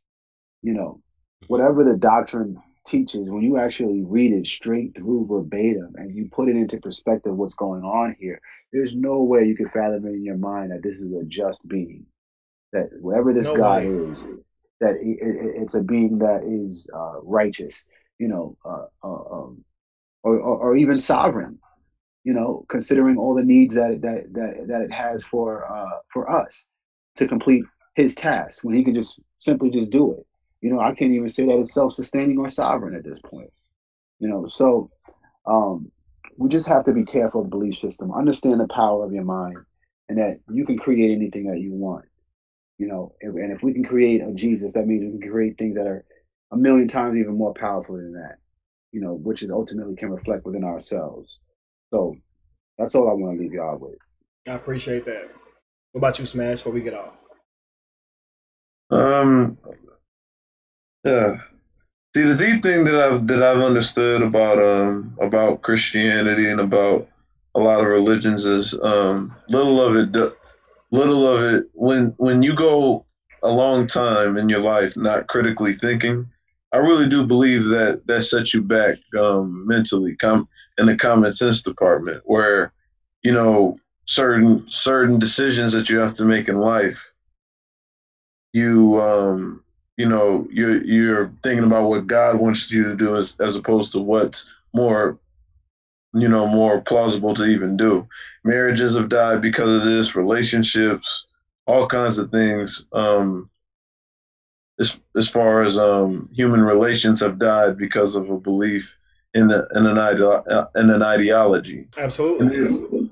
And one more thought, just piggybacking on one thing you said. It's crazy how, like, until I met you and you and I have had dialogue and spoke, when people like spit the Bible at me and talk about the Bible, they always give you the encouraging scriptures, the happy parts. But you give it's like the more you give like the raw and uncut killer bloody shit that's in the Bible, it's like you almost want to get back at Christians by saying, well, oh, God like this, so it gives you ammo. And the brothers O. Williams said this once before, and it's the G-est shit ever. He said that when people ask him what his religion is, he says he's a graduate. He doesn't need any of it. Absolutely. Because he knows who he is. And so when he said that, I took and adopted that. So through this entire movement, what it's about is getting more and more graduates and having more and more people take responsibility for their actions instead of putting it in the hands of a thing. Absolutely. That's factual, man. You can't take anybody at truth or investigate anyone if you take them on faith, because faith means you cannot use reason. So if anybody says, take me on faith, you can't challenge them. So they'd be literally able to say anything to you, even their pattern. You can't even argue with that. If somebody said, loan me $20, I'll pay you back next week, and they ain't never paid you back, if they say take it on faith, that means you can't even look at the past pattern. That means you just got to say, here, man. You see what I'm saying? You see what I'm saying? So you're absolutely right. Yeah. I see the donations coming through. Thank you, guys. But that's just one of the things, and that's all I invite you guys to do is apply a critical mind to the literature that we have been accepting without question. At least question it. You see what I'm saying? So Kim said, Kevin, what did you do with your Bible? I don't know why that's important in terms of why Jesus exists, but I actually still have it laying around. Sometimes I look through it just so I can go mess with Christians. I like to ruin y'all day. I really do. I know that if I can do that, then you guys will at least think about what it is that I said. If I can get you upset, I guess. And I don't have to call you a name. All I gotta do is just post a scripture, and that'll be it for you. And Dash, I love doing it. I mean, Smash, I love doing it. The Bible's full of those scriptures. It's almost hard to not find them. It's hard to miss them, I promise you. And I love to show them. And they say it's cherry picking, but it's funny because it's like you shouldn't be able to. You shouldn't be able to look through the Bible and find things that's wrong. And you don't have to find them. They right in your face. You have to try to look over them. I showed them last week that this man named Judah was going to have a prostitute killed, for being a prostitute until he found out he's the one who had sex with her. So she dressed up and covered her face, had sex with him. She got pregnant. He was going to have her killed until she revealed that it was him she slept with, but she was just covered up. Then he was like, oh, she righteous. Yeah, facts. That's in the Bible. Like, it's in the Bible. Like, oh, it was me she slept with. Okay, don't stone her then. Oh, don't burn her. We good. She good. She all right. Right. And so I read this stuff now and I laugh at it. I mean, Josh will tell you, man, we laugh at the Bible. It's just a book. It's a book, and we laugh at it from a literal standpoint. I hear that. Right. So if you take it literal, it's funny. Like it is. Like the thing that, like, God is savage. if you read it and take it literally, like this dude drowned the whole world because he was mad. You see what I'm saying? And then said, "I'm gonna give you a rainbow," so you will know I won't do it again. A rainbow? Some lights. They already there. They go, who's the rainbow for? Yeah, it's so funny, man. I'm gonna tell you what's crazy, Josh. He gave him the rainbow, and he said that he would never kill the world with flood again. But he also said he would never kill another human being again. Period. But people still die every day. He's still mad. Right? It's like he kills people when he's mad. What did it say? Man. He killed 10 million and the devil only killed 10 or something. 9 or 10 or something like that. And that's not even counting. That's not even counting flooding the entire world. And then every person He since the destroyed Bible those came out. cities. So I'm saying since the Bible was published, people still dying. You see what I'm saying? Yeah. So again, people like to say, the Lord won't put more on you than you can bear. But I always like to say, of course He will. Everybody that has died has had more on them than they could bear. Everybody, whether it was a gunshot or whether it was a gunshot or dying of old age. It was too much for me. Yeah, one day that old age kicked your butt, right? It was too much to bear. So don't say He won't put more on than you can bear. People commit suicide, bro. Yeah. Like people kill themselves. If you kill yourself, then you couldn't bear it. Right. I'm not even physically bare like cancer. I'm talking about emotionally bare. People kill themselves. Yeah. So get out of here with these scriptures. You see what I'm saying? So anyway, that's it, guys. I could keep y'all all day because I just love to do this. But again, thank you guys for coming on. I didn't ask you, Josh, if you had any finished thoughts. My bad.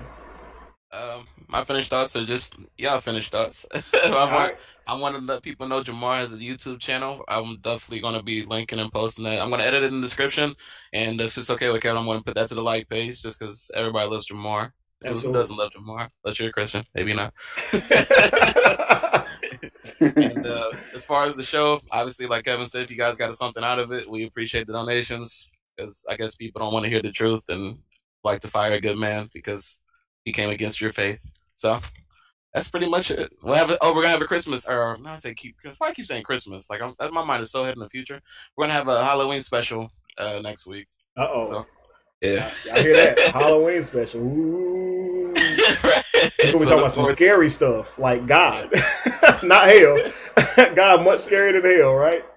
Yeah, we're gonna have a little Halloween special next week. So stay tuned, y'all. We appreciate the support. Absolutely. We love you guys, and we'll see you guys next week. And again, guys, it ain't too late to donate if you did get something from the show. Yep. Thanks for having me on, y'all. Man, it was a pleasure. All right, peace, y'all. Peace. Peace, family.